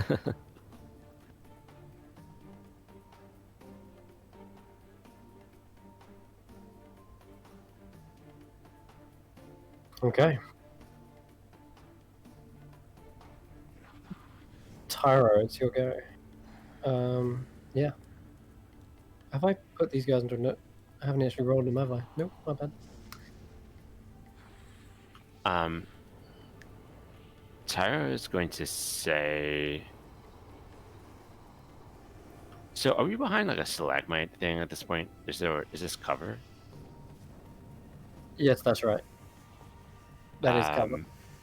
Okay, Tyro is going to. So okay, so sorry. What are the three creatures again? One was Rissian, one was Caldera. Yeah, and the other Which one was who? is Rissian Caldera. You don't know the name of the third one. Which ones were Rissian and Caldera? Okay. I didn't really Rissian say seems to that. be. This seems to be Rissian. This seems to Okay. be Caldera. Okay, got it. Yep. This guy, you don't know his name. Okay.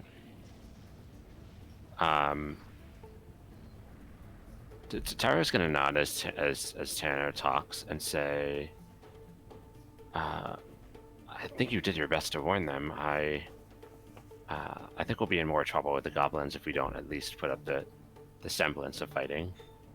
If you want to, if you're thinking that it won't go well unless we whiff our shots or something, then that seems.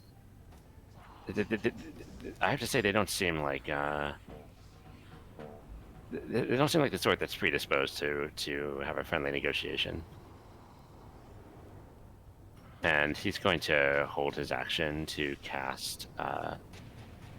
Well, actually, can he reach over there?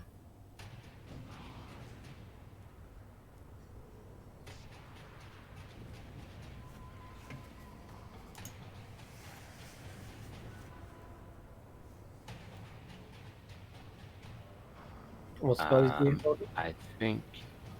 Yeah, I think Toll of the Dead is. I don't want to cast Firebolt. Obviously, it doesn't seem like that will be a good idea. So I think I would have to peek closer if I wanted to use Toll of the Dead. So he's going to hold his action. Maybe step up here. Okay. Trying to stay behind the stalagmite. He's going to hold his action to cast Toll of the Dead if any of the skeletal creatures make a move on any of our party members. Gotcha. Okay.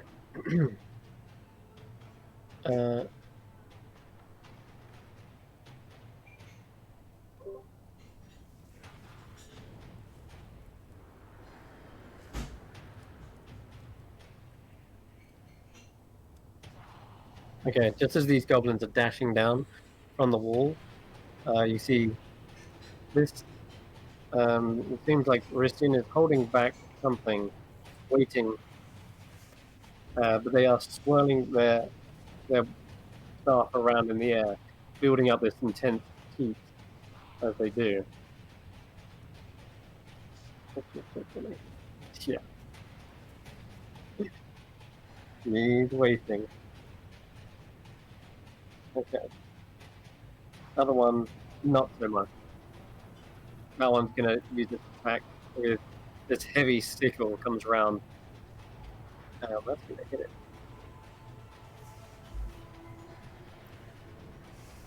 Oh man. Okay, so yeah, the sickle slices into the goblin. It lets out a horrible yelp from it. As you see this actual slice is actually leaves a searing wound on them. Okay. The oh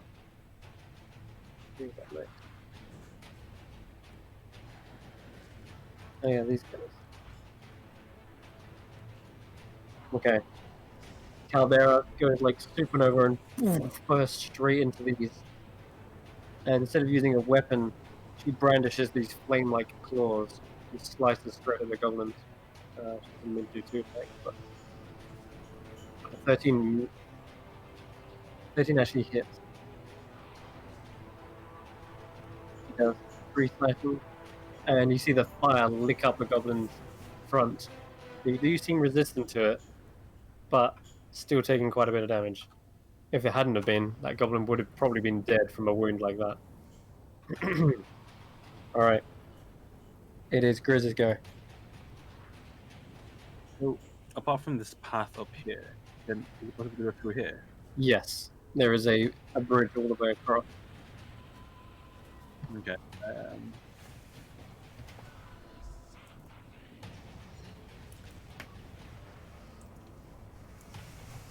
As far as we can get.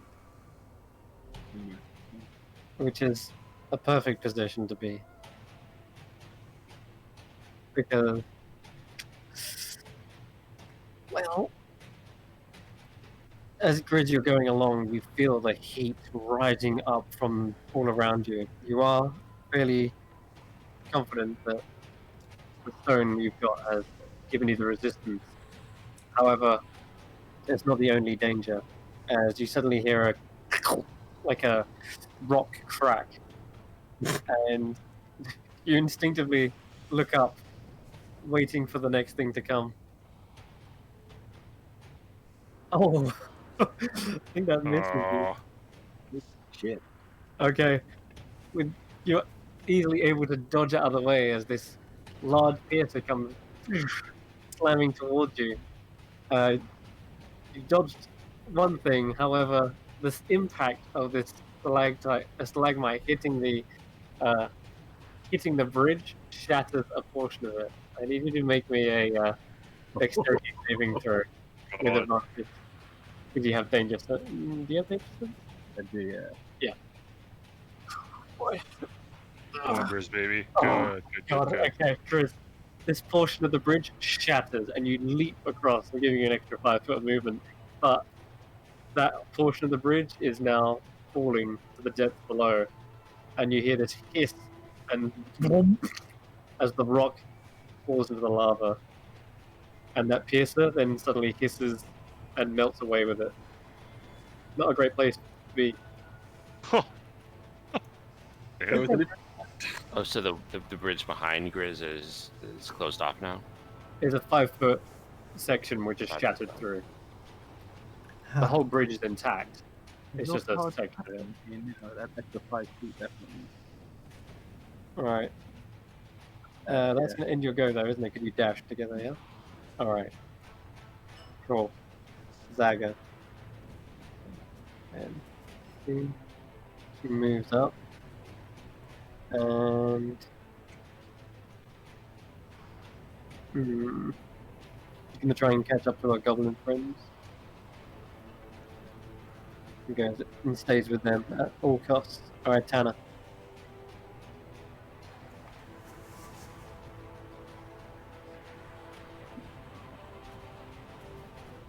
You might be muted. Oh, fuck. Sorry, my bad. Right. Let's go. Cool. Right, I'm gonna move down and go like, what's happening? You hear the Tanner, goblin. over here. Tanner, come. Yep. Well, you can hear the goblins charging forward. Two of them just barge past you. Okay, I'll just kind of like lean over and do I see the cinders? You do. It's quite well lit here because of the ambient lighting. Everywhere else in the caverns has been almost pitch black. But here, it casts an eerie red glow across the walls and ceiling. Okay, sorry, I'm just checking my effective range with Javelin. When it's 30, 120, does that mean anything over 120 is... Yeah, unhittable. Oh, okay, so everything between 30 and 120 is disadvantage. That's right. Gotcha, right. It's good, I'll give it a go. Okay. Yeah... Where you come out from behind the cover and launch a javelin towards one of the cinders. Bottom one probably misses. 7. I'm afraid it does miss. It strikes into the side of that ledge and then falls away and into the lava. Bye-bye, javelin. Sets alight immediately and burns up. Well, that was a bit of a disappointment. Just to hit home the threat that there is something below. Very dangerous. Okay. It's your turn, isn't it, I think? Mm-hmm. Alright, Cahoots. Where is it? So how far is the bridge is several hundred feet above the lava, yeah? That's right, yeah. It doesn't look like it on the map, but yes, it is. If Cahoots flies like over the lava directly, does he It gets an updraft. You're like, whoa. coasting? Does he he's enjoying himself. Does he see anything down below, like through the shaft itself?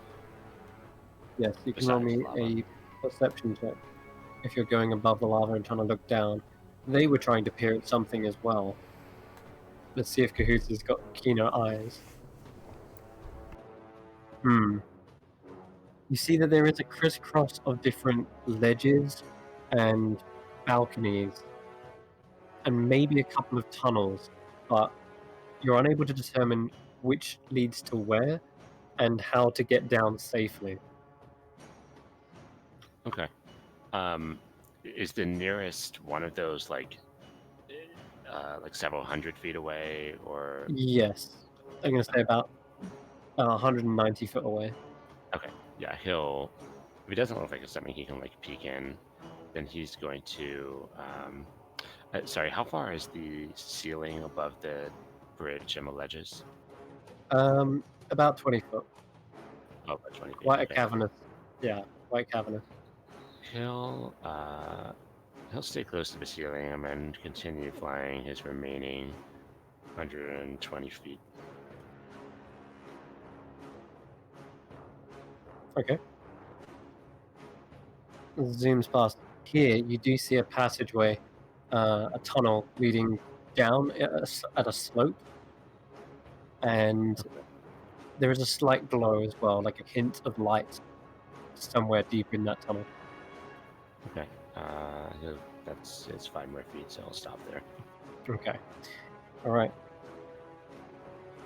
Gobos.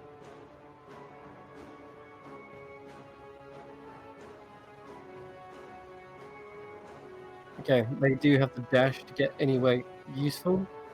However, it seems like this was exactly the moment Rissian was waiting for. As soon as all 4 of them have clumped up, she doesn't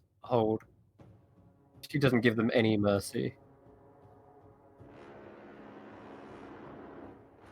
Dex saves for all these goblins.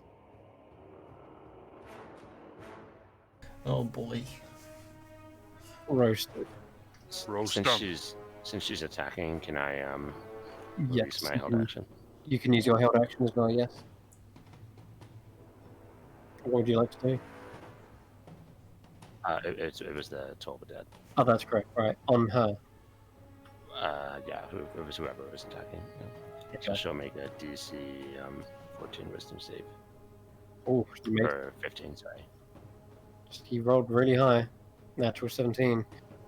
She shakes off this spell that's entering her mind. She's already perhaps wary of things entering her mind already from the message spell, and she's like, ah, shakes it away and ignores the sound of the bell tolling.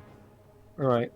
Meanwhile, she finishes completing her spell, and in front of you is this eruption of fire, just everywhere, filling your entire vision, burning your eyes and your sockets, drying them out, is a massive, a massive ball of fire that just roasts all but one of these goblins.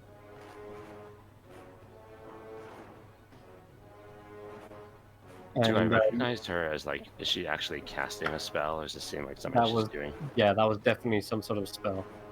She used this staff or wand to sort of like swing it around and fling it towards them. After that, though, you notice as the smoke clears away from this explosion, you see her form is noticeably dimmer. There is this smoldering ash burning from her, and the light that was surrounding her is now just got a tiny spark inside of her core. It looks like a dying ember within her core. All right, that's gonna end. Well, that was her held action. Now it's her go. She turns to the last goblin, letting out some spiteful comment in Ignan for flinging a fireball.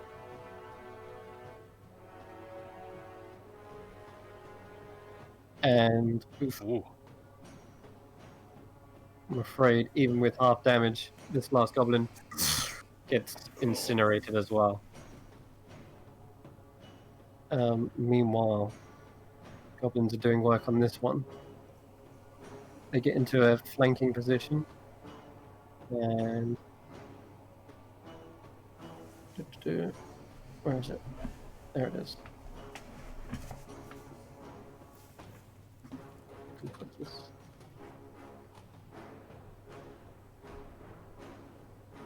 Okay, so they slash out with their long claws. They've been adapted to digging through ground, and they hit, and they hit again. Ooh. All right. Check the damage. Okay.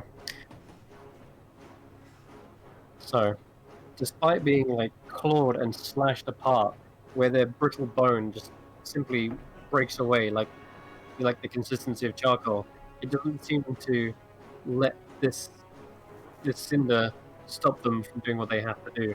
In fact, it's almost as if they're already accustomed to pain, and they grimace past it. Okay, Ember, your turn. All right. I will. Boy, oh boy.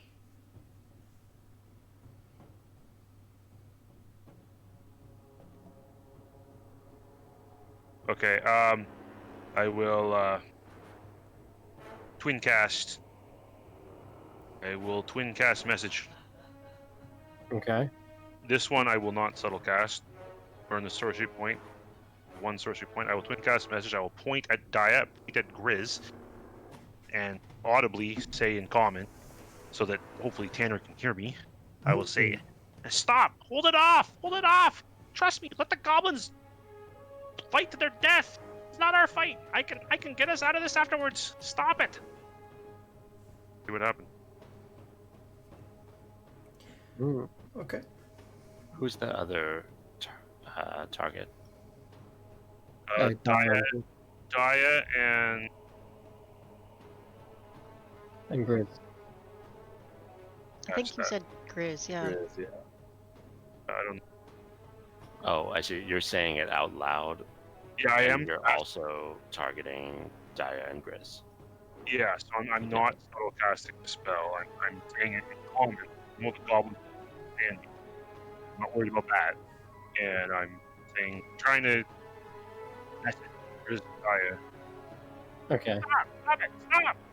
I can handle this. I've screwing. I can take care of this. Just let the goblins fight to their death. Hmm. All right. Well, everyone hears that in the pie. What are these two Um, goblins? Are they chilling? Where? Which ones? Oh, these ones over here. Just No, extra. they're coming onto the turn order soon. Okay. These are the Oh. ones who are basically flanking. They've Got been it. trying to work their way around to get to a better position. But I think I will roll them onto initiative now, actually, so they can have a turn this go.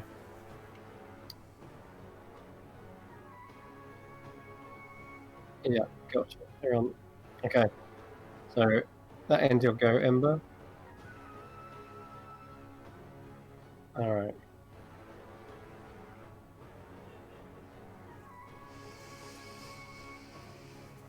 Let's move over here, and this Cinder goes for a sickle to the back. This one slams in 3 slashing, 3 fire. This one's already hurt as well. Yeah, because this one got clawed earlier. So that'll finish him off. And then he moves into a position, seeing Grizz come down the bridge. He steps forward, sickle in hand, and he breathes some fire onto it to scorch it up and make it that red hot again. And waits for you at the end of the bridge. Says something in Ignan you have no idea. Dire, you're up. Okay. I want to move just behind these stalagmites right here. Okay. Just sorry to the Why am I not clicking? Sorry, Oh. these ones here. Yeah. And I'm gonna use Mask of the Wild to hide, so I can hide when there's only even partial cover. Interesting. Okay. So I kind of hide. It's an elf. It's a wood elf feat. It is, yeah, sure. Uh, You dive into the stalactites, and it Yeah. does seem to have formed some sort of like a cage of stalactites. Stalagmite. Yeah. And I would like to see. I want to see if I can see what kind of what these fire people are using to do their ritual. Like, are they just trying to find their path, or is there something else going on? I'm looking for places to sabotage. So if there's any sigils, any items, any amulets, Okay. like what in the ritual can I destroy? All right. It doesn't appear as though these three are in any kind of ritual. What they do look like they were doing before you guys attacked was they were looking for something. They were looking for something. Yeah. Yes, and they were looking down towards the river of lava and trying to perhaps find a way down to it. But as for items and magical things, there does seem to be a number of weird trinkets about them. Anything that wouldn't burn is what you would likely find on them. And I'd like you to make me a perception check. See if you pick up on any clues. Oh. Natural 1. Okay. Yeah. The only thing you can spot is that this individual, Christian, seems to be wielding some sort of wand. Okay. Other than that, the other one is wielding clearly like a weapon. The others don't seem to have like trinkets on them, but they are wearing like ramshackle bits of armor that you can see strapped to them. But you're not sure if that's part of the ritual or not. So all you gain, I'm afraid. Okay. And am I able to see if there are any pincers or are those the things that were falling from the ceiling above any of them? There are stalactites and Stalactites? they're everywhere. Like they're indistinguishable from normal ones. So if there are piercers up there, you would have no way of knowing unless you fired something at it. Okay. Can I try throwing just grabbing a rock and throwing it at over this guy at this at the roof over this guy? Ceiling Let rather. me just check something. You can hide in Okay, so Mask of the Wild, I think it means you still have to roll a stealth check. Like it's saying you can attempt to hide. Yeah, So yeah. if you are doing the hide action, that will be an action to do that. That's going to be an action. Okay. Yeah. So that'll leave Okay. the rest of your turn. Yeah. Okay, that will be my action then. Yeah, I'm moving and hiding. Okay, because otherwise I'm I would not. say you could throw a rock up there and hit something, but that would be your action rather than hiding. Yeah. I'd Okay. rather hide because there's no way I can survive an encounter with one of these things. Okay. All right. Roll a stealth check then instead. All right. Come on, dice. Nice. Ooh, Okay. that'll do. Interestingly, you're so well hidden that. Let me just check something. I'll say that you're so damn well hidden that in this cage of stalactites, it seems like someone else found this place to be quite the hiding spot. Because nestled in here, there is remains of some sort of bedroll, perhaps? And not just a bedroll, but a ledger. Really? And that's all we'll say on that front. When you say remains, Remains of a bedroll, yeah, like some of it's a bit frayed, maybe even a bit burnt, but you're not sure. It's still there. It's just that someone's left it, and it's just been it's been abandoned, right? Okay. Okay, Pyro, you're up.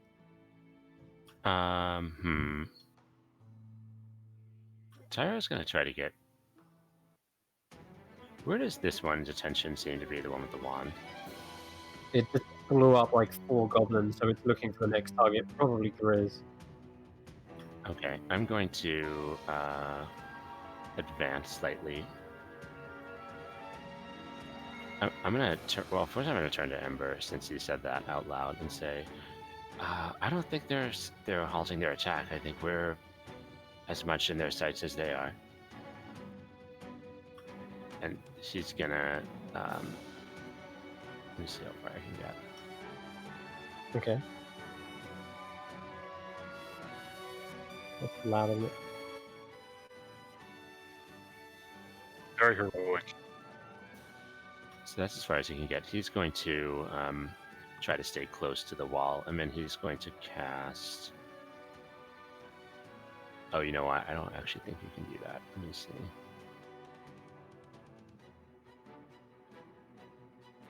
Yeah, he can't actually reach from there. So he's going to cast.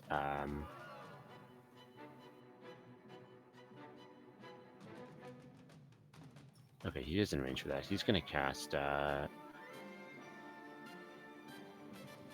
Toll the Dead if anyone seems to cast any hostile creature seems to cast a discernible spell. Okay. All right. Or if basically if they cast a spell or if they start to attack Grizz.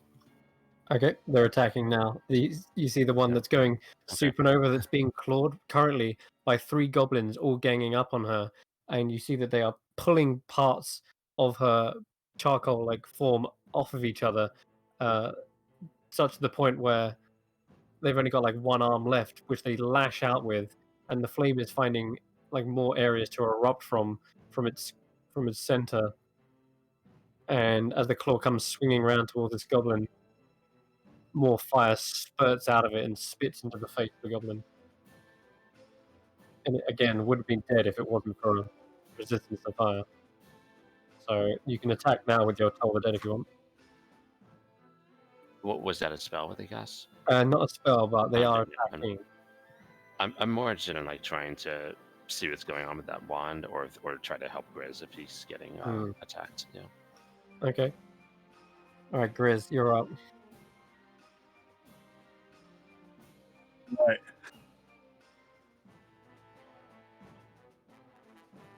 Obviously, as Ember kind of said those words, Grizz had this witness. This fellow Rocky boys, been fired to oblivion. Rocky boys. They did.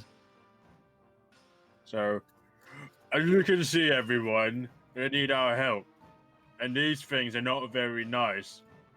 So I think we need to help them. And then he's going to rage and charge at the sickle one. Alright, do it. Nice. Does he look like particularly heavily armored, or He looks like he's got a shoulder pad of armor. Whether that offers protection or not, we're unsure. yeah, it doesn't matter? It's Curse is raging. And it's Yeah. a weird master. Reckless. That's a 15 hit. That's a hit. Oh god. He'll take 23 points of 20, Whoa, nice. 23? Mhm. Because of plus 10 and then the Mhm. rage. and Great Weapon Master, yeah. Oh my god. Man's hitting them big numbers. Oh. Yeah, that's a huge hit. Big Oh, startings. God. Okay, Chris, this guy has already cut up a few. This is the one that was seemingly suggesting to torture more of these goblins with their arms. And as he comes towards you, looking all cocksure, he holds his sickle up, ready to block your attack. And you cleave straight through that thing into his body, which, by the way, is as brittle as charcoal is, shatters down his ribcage. Oh, And the creature stands there in 2 sections. But then, as this bone formation is collapsing, there is this smouldering build-up, as it seems like the last fumes erupt from the creature and explode. I need you to roll a dexterity saving throw. Oh, fuck. It's gone supernova. Real. Will that count as a Yes, you see it. Oh, this thing is dancing? Yes, then you have tingling. definitely. Oh, good one. Nice. Nice. Oh, wow, nice. Okay. Damn, max damage. A half, so only 6 points of fire damage Distance, so explode 3. towards you as bits and bone just fly everywhere. The sickle is in 2 pieces, and you hear the clang as the other metal half lands on the ground. Okay. Hang on, so is that fire damage, I presume? It is, and halved again, so 3. So 3. Nice. Hey, boy. And then, as his bonus action, he can attack another time. Takes 1 step forward and brings him on your own size. Yes. Go. Same thing. The one with the wand. Oh, I'm no. guessing you're not gonna miss. It's a miss, I'm afraid. No, it's She sees this coming, nimbly ducks out of the way, and tries to ward you back with her flaming wand, but you're seemingly having no fear from it. Alright, Zaga. She rushes up to her goblin companions. Anna.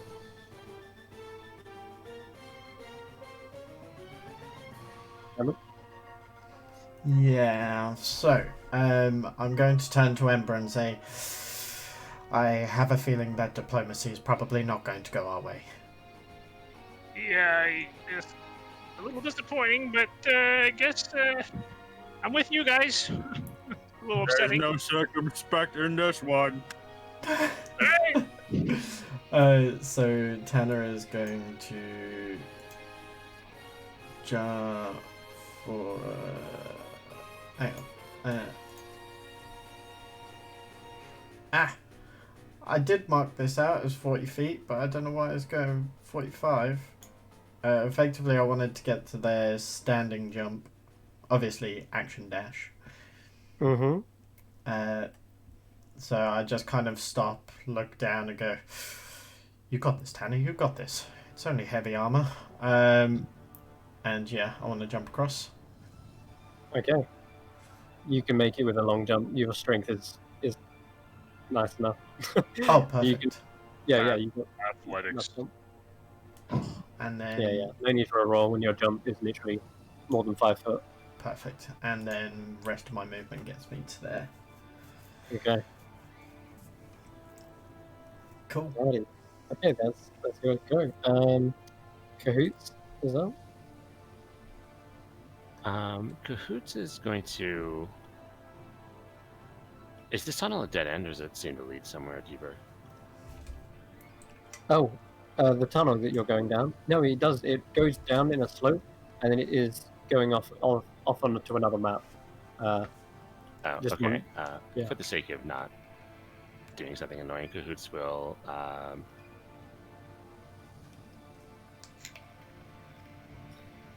he'll. Okay, here's what I'll do.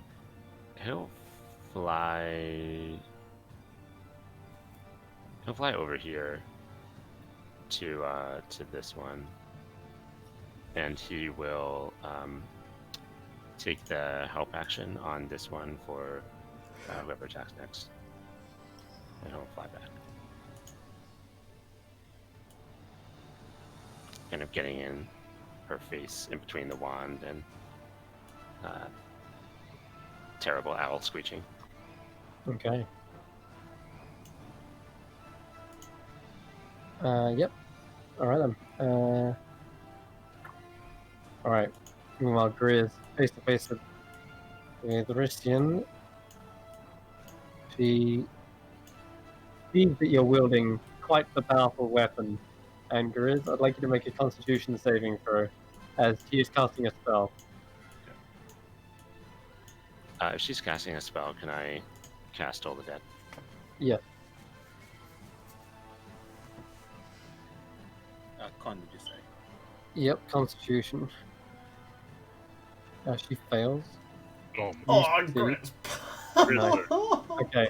However, as part of this spell, saving is not actually the best outcome in some cases. For you, probably it is. But all right, how much damage does she do from the toll? She has to do a Wisdom saving throw first. Yeah. Oh, she Okay. did. I see. She's gonna take 1d. If she has any She's hit points, not missing, she damaged takes- yet. Yeah, then 1d8.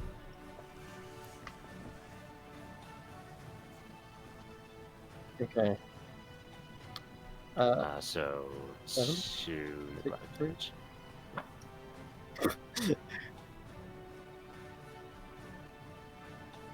It's 1d8, so it's 2 right there. Yeah, it's that first number. Okay, cool. All right.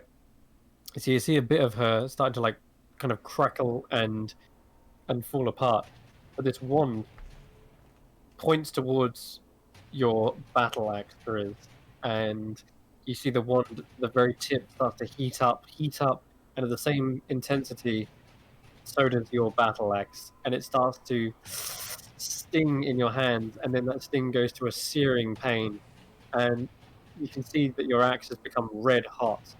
However, there is no chance in hell you're letting go of your axe, not near that lake of fire. So you manage to grip on with a vice-like grip. You do take some damage still, but it's hard. So you're Heat hard. metal. It's heat metal. He's Nice. done. It's a good spell.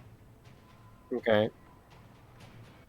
So if you're in contact, you take 2d8, and then you made the Constitution, so you're keeping it. You're holding on to it, but you do take 9 points reduced to 5. Mhm. Okay. And just so you know, if you are using it as a weapon, you have disadvantage on attack rolls and ability checks to the start of your next turn. Okay. Also, I guess you're going to make a Constitution save because she's concentrating on heat metal. So, here we go. Fail. Yep, she's got it. She's still keeping it. Damn. So Tyro is trying to like interrupt the spell, but it's holding on to it. Right, that's gonna be her turn. Gobbo's. Alright. One claw. Uh-oh. We might have another. Yep, another boom. Okay. You see Caldera is getting hacked and sliced from every angle as these goblins dogpile on top of her, and she suddenly leans forward, and all her fury seems to be erupting from every bone in her body, and she says, Screw the rekindling. I'll be set free right here. Taking down as many as I can with me. Good luck, sister. And she explodes, dealing damage to everything around her. These goblins are they're all dex saves. Wow. That's intense. Oh, okay, one pass. I mean, two pass. So even with the pass, I think this one's dead. This one takes half. Okay. They're still both alive, miraculously. Oh, one of them just gets blasted. Probably the one that actually clawed her. Okay. And Caldera's no more. You are up, Ember. Yeah, seeing as things have not gone his way, he doesn't leave his ally hanging. Do I understand what's happening to Grizz in terms of the heat metal? Do I understand Well, spell would be? I'd say if you want to know what the spell is, you can use your reaction to figure out to roll an Arcana check. Yeah, I thought that. Okay. Yes, that's a heat metal spell, and she's concentrating on it. So I assume, yeah, I'm that, or I guess magic missile. I'm gonna hit her. Okay. So it's points of damage each one, but weapon stroke be 6 points of damage. 6 points. Okay. And That thing Three that one on us. you failed. Straight on the first one. And Grizz, you feel your your battle axe goes from a red hot to just a warm, like, radiator temperature. That's about. I think that's it. The missile land into her, breaking parts of her brittle body. She's And looking. then I'll just call out in return to the plane of fire, a place where you'll find peace. I apologize for this circumstance, and kind of move 10 feet chill there. That'd be Okay. That's your turn, Dire. You're still hiding, but yeah, seems like it Yeah. was such a good hiding spot. You've discovered something. Yes. Small leather-bound What? ledger, which has a depiction of like a dragon on the front. Okay. The pages are still intact. Right. And a bedroll. Okay. I would like to examine it, but not in 6 seconds. Okay. And seeing that Grizz is still in melee, I'm gonna try firing my short bow at the Rizian. Rizian is the one with the wand. Yeah, Ristian, yeah. Yeah.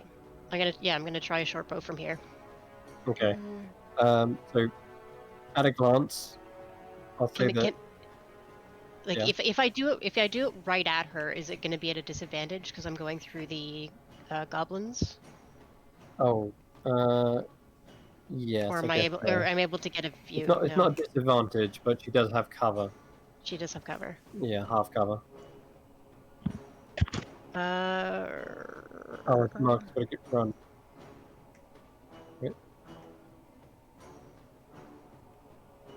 Okay, I'm gonna try it anyway. Bye, Marcus. Thank you Uh, for. Wait, no, I think it's What? Oh Derek. shit. Let's go. It's Derek. Good. Oh, it's Sorry, Derek? my bad. I'm so confused. Sorry, yeah. I'm trying See to you later, juggle. Derek. Oh, sorry. I saw. See you next week, Marcus, and I assumed Marcus was going. Yeah. Yeah, that's probably a fail. I'm afraid that is. Yeah, the Yep. arrow goes. You wait, but you're hidden, so you have advantage. Yeah. Oh, okay. All right. Well, let's just try Yeah. that again. That's the advantage of being stealth. That's it. That's it. With cover, that's a hit still. That's a hit. Okay. 6 points. All right. She doesn't see it coming. An arrow arcing over your goblin allies, and then striking into her. She stumbles to the left. Seems to be flinging her wand this way and that, trying to fend off from 3 different angles. She realizes the rest of her allies are down. Doesn't look good for her. And then Daya, if you want to go, you have a look at a glance. The Yes. Yeah. first line seems to say Adventure Log 0, and each chapter seems to be in bold. Adventure Log 1, Adventure Log 2. It seems to be some sort of, well, ledger. Ledger. And the first sentence says, I've never written a diary before. It's not the sort of thing people like me do. The son of a lighthouse keeper, my hands were suited black long ago, before the dragonfire scorched them. Hands like these weren't built for holding quills. Okay. All right. Interesting. I don't know Okay. what to do with that in combat, but I'm yeah. At a glance. Like, huh? I was like, oh. Just like, by the way, if you want to kill fire thingies, just use darts. I don't know. Okay. 2 goblins come in for attacks, and they both hit. Oh wow, that max damage on both. Yeah, I did. Okay, no mercy from these goblins. After having their brethren explode like that, they jump onto the sides of these charcoal-like arms and rip them from her. And you see the one sort of fall to the ground and sputter out, but her body is doing anything but that. You see again that smoldering light within her core begin to erupt. With no container left to hold it, it just spills out and explodes over the goblins, which of course they need to roll dex saves. Ooh, okay. They'd be passing, but they're getting scorched. 8's reduced to 4. That's still going to knock this one out. And as for this one, he is still barely alive. His flesh is severely burnt. Okay. And that's going to end combat right there as well. As you see the rest of the goblins who are charging in, Zaga has been using her 2 goblins as cover this whole time. As they come up to see that there's nothing more than a exploded bunch of burnt bones everywhere. You hear them again, kind of barking and screeching, and perhaps they're trying to secure the area. But Zaga seems to point out to different tunnels, and 2 goblins begin to head off in that way. One down to the left, one down to the right. I would like to run up and grab the wand, if I can. You may, yes. Yes. You All see right. Tanner drop to his knees by the pool of lava, reaching out to it. Oh, That was Tyro. my favourite javelin. I can give you my one. I've got 2. Thank you. There you go. I would say it have ended combat, except Tyro. Oh boy. Yep. Going along this area, suddenly you Do hear I- a crack. Do I know when I'm being attacked? Is this like I'm surprised? Well, they are hidden and they have a false appearance, so yeah, they are very well hard to spot. I guess I'm wondering if I can. Let me see what the spell says. Oh, never mind. I thought I have shield, but I don't have shield. Never mind. Okay. You take 6 points of piercing damage as this piercer does indeed land on top of you. Right. Nice. Oh! Off to the side. Okay. He's landed square on top of your head, but the advantage is at least it didn't hit the ground, which would have probably maybe shattered this ledge. Instead, you took the brunt of it. And then this piercer is squirming around on the ground. But everyone can deal with that right now if they want to. I'm not going to worry about that. Not going to worry about rolling it onto initiative. I'm sure you guys can. I will Easy. golf ball swing it into the lava. Go ahead. Give me a hit.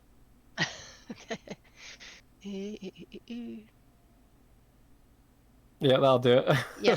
You shove the creature off, and the piercer rolls away and lands, hissing into. Yeah. Nasty. Oh, thank you, Daya. Yeah, I no don't think I problem. would have lasted too long against one of those vile creatures. Yeah, I don't like those. They are very, very annoying. By the way, Ember, what on earth was that all about? Why were you trying to make peace with the enemy during battle? I'm curious. I mean, this is. I don't mean to make an accusation, but I am curious how you intended that to go. And of course, uh, Derek's not here, which I. So, I don't think know. he would explain. This is just going off my guess, but I'm thinking he would explain that these could be a key to something that he has answers, or he wants answers to, Hmm. and you're going in on one side of the army. It'd be nice to hear the story from the other side. Yeah. And I think that's what he was trying to ordain. However, it's likely those are not the last of them, because as Ember comes up, he will also probably tell you guys that he can hear more of them. You're Oh, not sure great. where, Okay. but he Yep. hears the echoing bubble and hiss of Ignan somewhere deep in the tunnels. And it seems like Zaga was also keenly aware of it and has sent 2 goblins to scout ahead as well. It may, Can we tell which tunnel they're coming from? you'll have to roll a perception check. Also, is the scythe-like thing on this creature? Yeah, it broke into pieces, but there is one half of it that could probably be used as a hand scythe. Okay. Perception was a natural one, so Sickle, sorry. Oh no. Yeah, the echoing is not only the problem with trying to hear where it's coming from, but it's also very hard to distinguish from the actual lava itself. mhm. Wait, are there more of them? I'll pick up. Ember will probably say yes, probably. Let's go. Can I pick up the sickle and? Yep. Is it You can usable? put a hand sickle in. Yeah, just drag a sickle from the compendium onto your sheet. Well, I was actually going to say this is a bit too finesse for my style, but Dyer, maybe you could make use of this. It is a monk weapon. Sure. I was It is a about to monk say weapon? I've seen Yeah. a couple of monks use sickles like these back where I come from. Awesome. I will trade you for the wand. The wand for the sickle. He kind of like takes the wand, looks at it a while, and is like, Unless you don't want it, Tyro. I can't especially use it, but I do not want it in the hands of either of those parties. It's definitely not my style, but I definitely know either Tyro or Ember might like it, perhaps. Okay, I'll hand it to Tyra then. I don't know. You magic folks do what you do. Unless Grizz. What would I need with a toothpick? Back scratcher? Fire. Let's get out. Tyra's gonna look at the wand as Daya hands it to him and sort of like examine it for a moment, and he'll say, "Maybe when we have more time, I can take a closer look at this. I'll maybe like shake it once or twice to see if it does anything obvious or has any buttons that say press here to cast firewall or something like that." Cast fireball centered on self. It seemed important to whatever those people were doing. He'll nod, yeah. And he'll say, yes, So often, yep. often devices like this can be powerful, arcane focuses, but it's hard to know exactly how they work without some study. And Yeah. he'll sort of cast a sidelong glance at Zaga and say, I'm thinking if we, to whatever extent we have time before those goblins come back, it might be better if I try to recast my comprehend languages spell. That's an excellent idea. Okay. Is it a ritual then? It is a ritual, yeah. Okay. But the previous time I didn't ritual cast it, that was a spell. Right, yeah, you quickly cast it. Okay. So Zaga just looks at you confusingly, but she doesn't seem ready to rush off in a hurry. She's kind of looking over her dead at the moment. I'll minor illusion to maybe make like a storyboard of me confused face with her talking, and then me casting a spell, and then me like smiling face with her talking. Right. She seems to like nod in mock understanding, but maybe she's just doing it to sort of Play the dismiss part. you. Yeah, just to dismiss you, because she turns around and she kneels down, and she seems to be grabbing a small trinket from around her neck. It's made of like small little teeth, but you're not sure exactly what she's doing now. She seems to be like placing teeth down. You're not sure what on earth she's doing with them, but I'll walk over and just place a hand on her shoulder and just give a nod. Okay. Just kind of like a sign of understanding. All right. I would like to say to Tyro, you said you were interested in architecture, correct? Tyro nods at you as he's in the middle of like chalking out runes on the floor and inking his arms and so on for the ritual. Okay.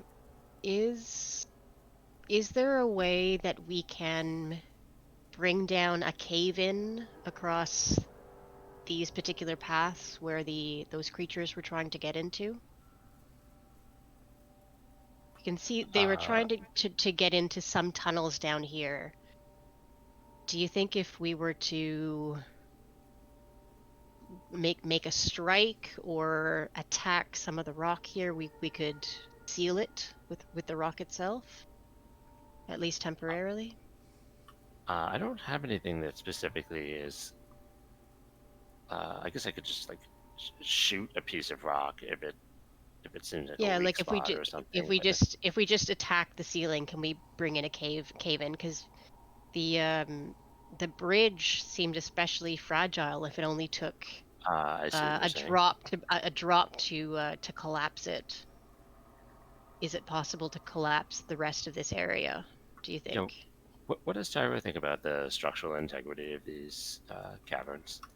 Okay. You can roll me a nature check, and I'll say you can do so with advantage, as Dyer's offering a lot of ideas, and that's basically a help action. Okay, 13. So it doesn't look like this place will just collapse. If just one little domino is knocked over, it won't cause a chain reaction. In fact, quite the opposite. It seems as though this place is actually fairly sturdy. It's undergone a lot of punishment. Even if there's lava flow going through it, this and its tremors constantly shaking this place, then it's probably used to this kind of activity. When that piercer dropped through the ceiling, it didn't collapse the whole bridge. It just knocked out a section. Whereas if it was as unstable as you're describing it, then the whole thing would have collapsed, and you might have even had a cave-in from everything else. But I will say, though, that the closer you get to the lava, it's likely more unstable. But up here, it seems still fairly sturdy, like it's not eroded as much. That was an idea. I'll say that's a good point, Dyer. Maybe if we get closer to the lava, this might be a better approach. I'm wondering if we could even ask the stone goblins if they can work the stone well enough to block those tunnels, since that seems to be what the fire creatures want. But we'll have to work on a better way of communication. We do also have the castellan staff. We can make walls. Oh yes. I don't have that many charges of it, but it would be. How does that work? Is it one charge a day, or? It hasn't fully recharged from the last time we used it, but it's I think I have 6 charges left, and each charge can be used to make a panel of stone. Yep. And unlike normal wall of stone, these are permanent. They're permanent. Yeah. Oh. Okay. I thought it was just. Oh, I thought it was just a temporary thing. Yeah, no, it's a bit more broken than that. Mm-hmm.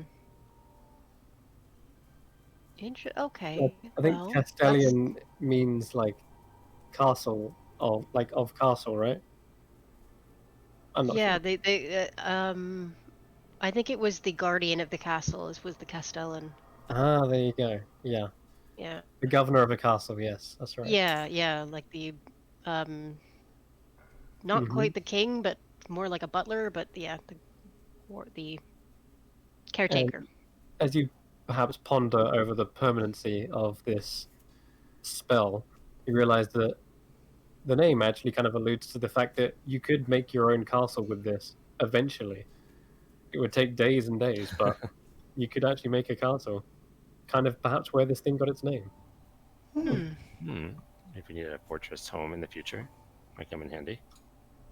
I thought it was just like a 5 foot wall, like we had in that training room. Yeah, it makes those 10-foot walls. Like 10 foot walls. Yeah, But they're then like panels, but you can make you up can make to as many as you want, and they're you can make- permanent. yeah, as long as they continually recharge each day, Yeah. then yeah, Yeah. you'll have to. That is That is a lot cooler than I thought it was. Okay. So, will we be able to like block ourselves in so we can get a rest in? And then, I mean, do the walls get destroyed? Can you dismiss them? You I can can't- destroy them just by hacking away at them. They do have hit points and AC, but they're at least a warning sign or perhaps a barrier to slow things down. Mhm. Definitely. And you could even double up on them. You could make like 6 panels all blocking one. That would be super hard to get through. Okay. That would take So like, for yeah, go on. so for example, if there were creatures come this passageway, we could block them off entirely That's right. So, and bottleneck them into the other passageway. so Tara, because you're the one attuned to it, if you go to the spells section on the tabs, you can bring out a wall of stone and drag it on just like that, and you can position it wherever you'd like. Cool. And if you want it rotated, you can do that too, like that, and bam. Oh, cool. So that should be one panel, like precisely one 10-foot panel. Probably a bit too thick, but it represents it being like. That's cool. Yeah, sorry, I'm not actually casting it. I just wanted to see what it looked like. Okay, that's fine. So, what do we think? Shall we take a rest before moving on? Well, I think a rest would benefit us. I don't know if we. I'll minor If we- illusion to Zaga that we think we need a break, sort of like the goblins and us sitting around a campfire. She nods, and it seems like she's perhaps already undergoing that sort of process herself. The one goblin that survived, who got a bit burnt, she's seeing wounds too.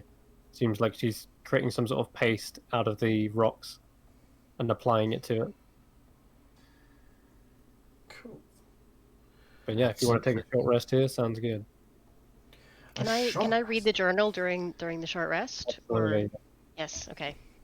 All right. Now, there's quite literally a lot. If you want me to summarize it, I can, but A quick With- summary. the important part, if you just want to read the important part, I would read the last adventure log, as to basically see the latest events of what happened, right? Because a lot of the previous stuff does mention how they got here, what they were doing, their quest, etc. But the last paragraph is probably the most key to what's recently happened. So I'll reveal to you Cyrus's journal. Wow. Ooh. Okay. That's a lot of text. That's a lot of writing. It is. He liked to write in his time. He was a bit of a writer. Hey, look, we found Derek's diary. The last paragraph. I'll read the last paragraph for the stream. I think that fits. And then we were off. Eris running, Orin and I stumbling through crisscrossing tunnels and caverns. no longer worrying whether they were natural or goblin-made, until the sound of our pursuers died away and we emerged, hell-mad with heat and the terrors of battle, into the cathedral of stone from which I write this now. A lake of fire burns not 100 feet from our party's shelter, and it is here we must make an attempt at short rest, here in the bowels of hell. Very poetic, this Cyrus. Sounds like irony to me. Tanner, That was the last entry. do you remember I the thought you were about name to tell me off. of the creature who escorted us into the forest? Was his name Orin? Orin Or am I was misremembering that? Orin was the gnome that led us out into the. That led us out. Yeah. I wonder if it's the same one. Sorry, it wasn't a gnome. It was half. No, it was a gnome. It is a gnome. It's a Yeah. gnome. Okay. It was a gnome. Okay. No I one wonder if knows. it's the same one. No one knows. It seems like it details a story of Just- a sorcerer who was making his way deep into these tunnels, searching for a witch by the name of Agatha Grizzlegums. Huh. And Orin was also accompanying him, as well as a halfling named Eris, who they met in Small Sprout. Eris. Does any of this touch on the cinders or the rekindling? Hmm. I'm afraid I have to ask because I. Yeah, they are looking. It says that they encountered the goblins and that they were fighting against the cinders. However,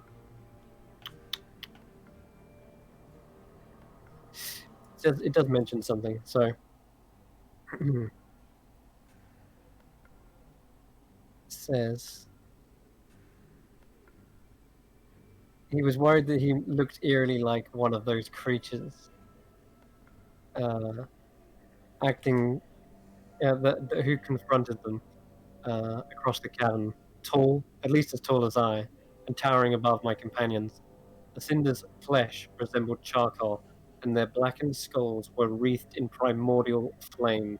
They spoke to us in their language, a tongue that roared and sputtered like the flames they choked themselves in.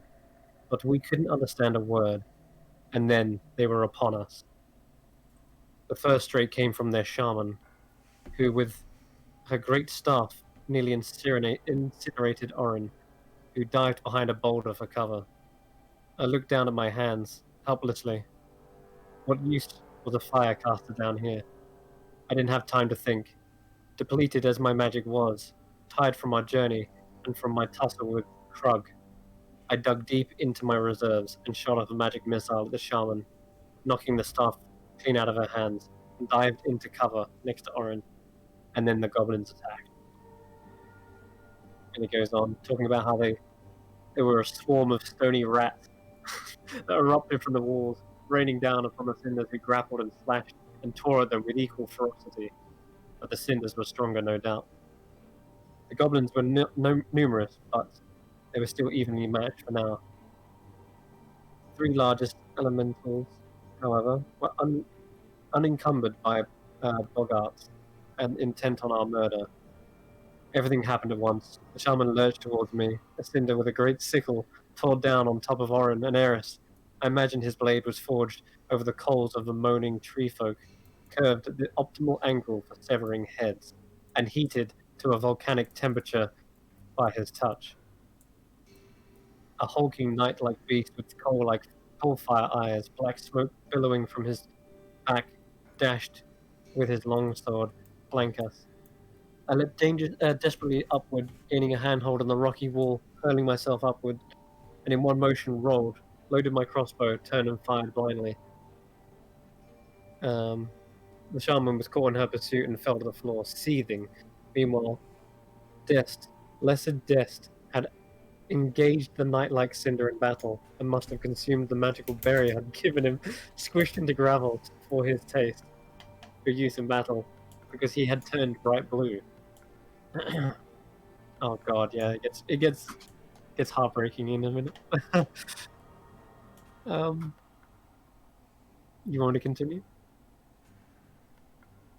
Do you wish to learn more? I do wish to learn more. I don't wish to bore everybody, but Okay. In that case, Oren was clearly thinking along the similar lines because he'd necked a second berry. He must be getting perilously full already, and the sickle ripper was stunned by the resulting magic and spun around like a lunatic, apparently relieved of his senses entirely. Oren took the opportunity to engage him in close combat, and though the cinder was confused, his reflexes were working, and the two of them locked weapons with a fearsome clang. Eris, meanwhile, was weaving a charm on Longsword, he who had disengaged with Death. Now, occupied with another elemental across the way, you have to understand that this room, this cave, was cracked with the chasms and crisscrossed with bridges, a crazy battlefield to fight on. And so the battle raged on. I managed to fell the shaman with my crossbow, but rather than sputter out like an extinguished campfire, she erupted like a blazing inferno, with an explosion that shook the whole cave. The burning coals thankfully didn't reach me, and from my high vantage point, but it did leave a crater in the rock where she had once stood. Our goblin allies got between Eris and her opponent, and Oren more than held his own with the dizzy sickle. And then the atmosphere in the room began to change. The heat, already approaching unbearable, rose sharply, and it was as if our lungs themselves started to crack and wheeze. In came yet more adversaries, but bigger, stronger, and hauling with them a weapon that looked like it could lay siege to a castle, a great trebuchet of flames. Eyes widened, I scaled the walls as fast as I could, diving behind a great fist of wall growing stalagmites, as the two newcomers hefted and twirled the contraption, and let loose a meteoric blast in my direction. For a good minute or two, I couldn't tell what was going on. I'm certain I would have been dead if it had not been for my rocky guard. Nonetheless, I was blacked out, half dead, and only survived thanks to Oren's intervention, casting a healing spell on me and dragging me back from the brink of the abyss, and offered me a handout of the stony rubble. The battle was lost. Our situation was hopeless. We spied a narrow exit tunnel and dove for it. The three of us, like blackbirds, blasted out of a chimney, and suddenly we were safe. I gasped against the wall. We only had a minute before the cinders across the maze of bridges and got to us. I stumbled to my feet and motioned to Eris, who was easily the best in shape of any of us, to move on. But she only shook her head and pointed, mute, to the floor. Oren was lying there at my feet, hardly breathing, caught in the flaming nova of the second wave of cinders. Cursing, I fumbled through my pockets until I found one of those magical berries that only had a couple left now. I squeezed the juices between my parched lips, between his parched lips. Now, as I said before, one good berry can keep a half-orc going with no further sustenance for an entire day's incursion. Except, Oren had already consumed at least two of these, similarly endowed berries, in the past few hours, and the juice of a third revived him, but had an explosive effect on his stomach. The stone song was nothing compared to the battle cry that our gnomish ranger's guts let forth as it unleashed an ocean of vomit onto the cavern floor, splattered up the walls, and entirely soaking my legs from knees to toes. It will go down as a low point in our relationship, but I bent down and rolled a crossbow bolt in the shiny unguent and leaned speculatively back into the cavern, shot it towards our pursuers. It flew pointlessly past their heads, and I had just enough time to see Dest, who had slain a cinder far larger than he. The longsword-wielding elemental knight fell to its knees headless, flames increasingly spouting from his neck until an inner fire violently ripped open its charcoal body, and the noble Dest was caught in the blast of its final spark. And that leads on to the final Mhm. paragraph which I mentioned before, that they took cover somewhere and they tried to make rest, but perhaps that rest came to an end shortly after. Perhaps they had to flee again as they were caught off guard, but the penmanship ends there. So yes, I guess you did learn quite a lot. Yes, we did learn quite a lot. Now, I'm assuming I would have read out these to the others, and I'll say, I don't know what to make of all of this, but a few conclusions we can make here. First, that this battle between the goblins and the cinders has been going on for quite a while.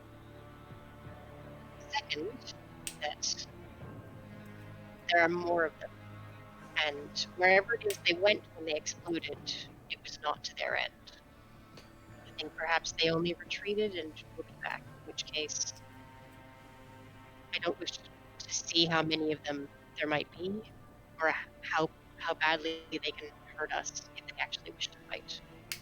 My only worry is about this great trebuchet of fire that he spoke about. Yes, quite. I propose a retreat rather than an advance at this point, gentlemen. Retreat, regroup, and reconnaissance. Yes. So, Tyra's gonna sort of describe some of this to Zaga through pictures, of course. So maybe he'll start with the giant trebuchet of fire. Does if you make something that looks like a trebuchet of flames, does it and show it to her, and he'll sort of make his like in the storyboard will also be like a quizzical Tyro face. Yeah, she recognizes it and says, Yes, I seen that strange contraption. It took out many of my kin. Tyra nods. He'll try to, based on the description, he'll try to produce images of what was it, Orin, Dest, Eris, yeah. and like the group that seemed to come this way before, and show that to her. Okay, I don't know if you would have seen them or be able to make an image of them. I guess going by the description of what was in the journal, you create like a small halfling girl with freckles, long, I think, ginger hair, but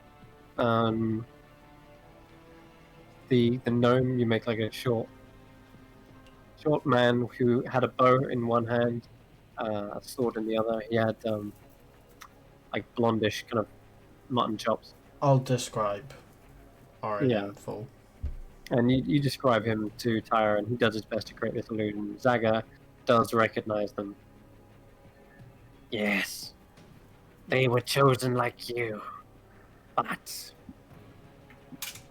they did not prove victorious. Too dangerous for them, they said. They fled.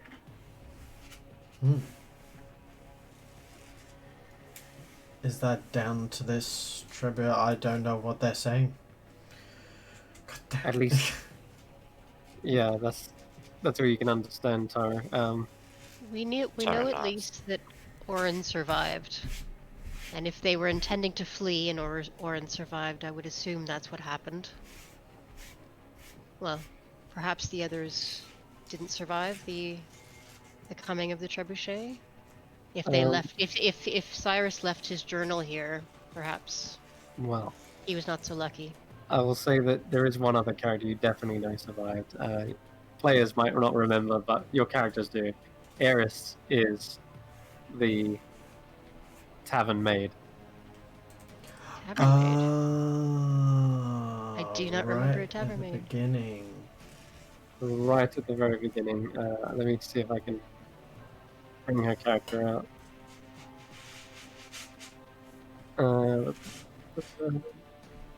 Here she is. Seems like Oh, the wait. inhabitants of Small Sprout have quite the history. Indeed.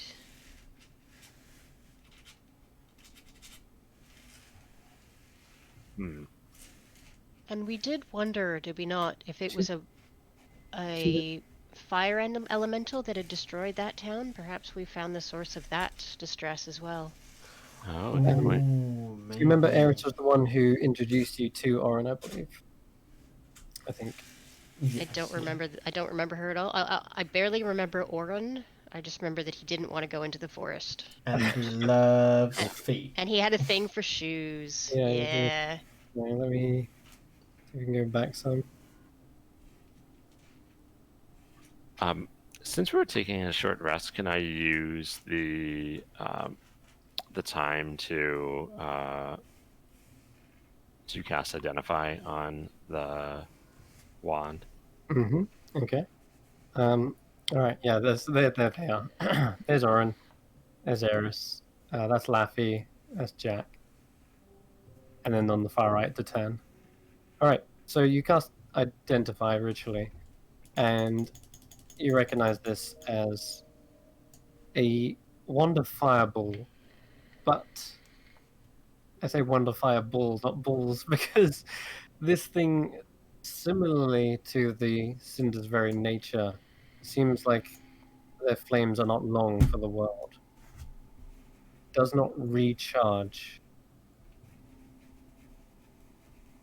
Can you roll me a d6?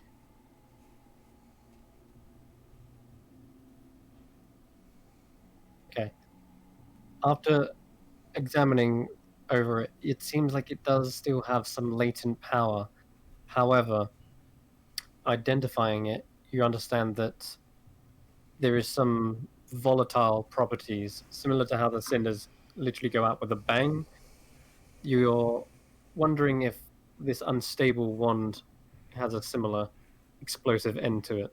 But it does appear as though there is some latent energy still left in it, perhaps enough for 2 casts of a fireball spell. Do I get the sense that it's like after the last cast is when it might explode, or after each cast is when it might explode? When a fire dies out, like the cinders themselves, when the fire dies out, it goes out with a bang. It doesn't go quietly into the night. It crashes against the dying. But the one thing to note is, you understand that most wands do have a charge limit, and when they run out, they have a chance of breaking. This most likely has a chance of 100% chance of breaking, but more than that, instead of crumbling to ash, it's probably going to explode and turn everything else into ash. The Nice. one sort of shakes and thrums in your hand. You can feel a slight unstableness to it. Cool. That's definitely a maybe we can give it to Ember for 1 fireball cast, and then we hold on to it as a bartering item for one of the hags. Maybe they'll appreciate a practical joke on one of their peers. Oh my god. You guys are on the right tracks. That's the smart thinking I like. Give it to someone else. Here you go. Have a wonderful fireball spell. Boom. How would you like a very powerful magic item? Mm-hmm. For a joke. With your identifier spell, I'll say, mechanically speaking, first fireball spell works as intended. Second fireball spell is just centered on yourself, and the wand explodes with it. That's a perfect practical joke then. Mm-hmm. All right, but a bit wary to push on without Ember at this point, but it looks like it's a good time to maybe wrap it up. You guys have taken a short rest. If you want to spend hit dice, go ahead and do that. Top yourselves up. Yeah, I didn't realise how Yep. little a short rest would do for me. Yep. Ugh. Zaga looks like she's completed her sort of funeral rites. Okay. Yeah, I'll just spend my time Don't kind forget of... to add your constitution as well, Sarah Jane, so that Oh, cool. Okay. Yeah, so My con is practically nothing, I think. Oh, my con is 2. All right. Excellent. so every time you roll one, you get an extra 2 on top of that. Oh, I didn't know that. Why didn't I In know fact, that? if you click hit die on your actual character sheet, like Oh, it underneath actually them, does that? yeah, it Yeah, rolls it. to roll it for you, and Uh, that'll tell you the total there. Okay. Okay, cool. I didn't know about either. That's cool. Hell yeah. All right. Nonetheless, though, the sound of hissing and flaring voices seem to have echoed to a very distant point at this time, and Ember says that he can no longer hear them. Wherever they've gone, they didn't seem to find us. They instead went deeper down to perhaps the lake of fire, and that's what he keeps on saying. Ember's sort of repeating it to himself, likely in his, in his nattering kind of way, like what? A burning. What did you say? The lake of burning stone. They're searching for something. The lake of burning stone. That's probably what he keeps repeating. That's what he can hear them saying. And he probably asks if there's anything about that in the book, in the ledger, to which you come up short, I'm afraid. Sounds like they encountered the cinders but didn't get much more information from them. Actually, one thing I'd like to add in extra onto that ledger, because why not? There's a moment where Cyrus believes he could understand them for just like a brief second, but it sounded more like an accent that was very thick. And he doesn't speak Ignan clearly because he didn't understand. It was like jumble words, but there was moments where he thought that he could understand parts of it, like a crossover in some languages. And if you read from the very beginning of the journal, you'll understand that Cyrus is a draconic sorcerer, so he speaks draconic. And it's just, I don't think Cyrus picks up on it, the fact that he did sort of fairly get some glimpses at it, but there may be some crossovers between Ignan and draconic in their language. But I think on that rather peculiar piece of information, Mm-hmm. we'll wrap it up there and then resume with Ember. And if you wish to head deeper, you can. If you wish to turn back now, then, oh, who knows? Abiaga might not be pleased that you've come up short. We'll see. But thank you very much for watching. You've been sticking with us. We'll be back again same time next week, and tomorrow as well. We have the Curse Breakers, as well as Tomb of Annihilation. So thanks for sticking around. Oh yeah, no roll for story this next Friday either. So we're all taking a break. But yes, anyway, thank you very much. See you later. Bye bye.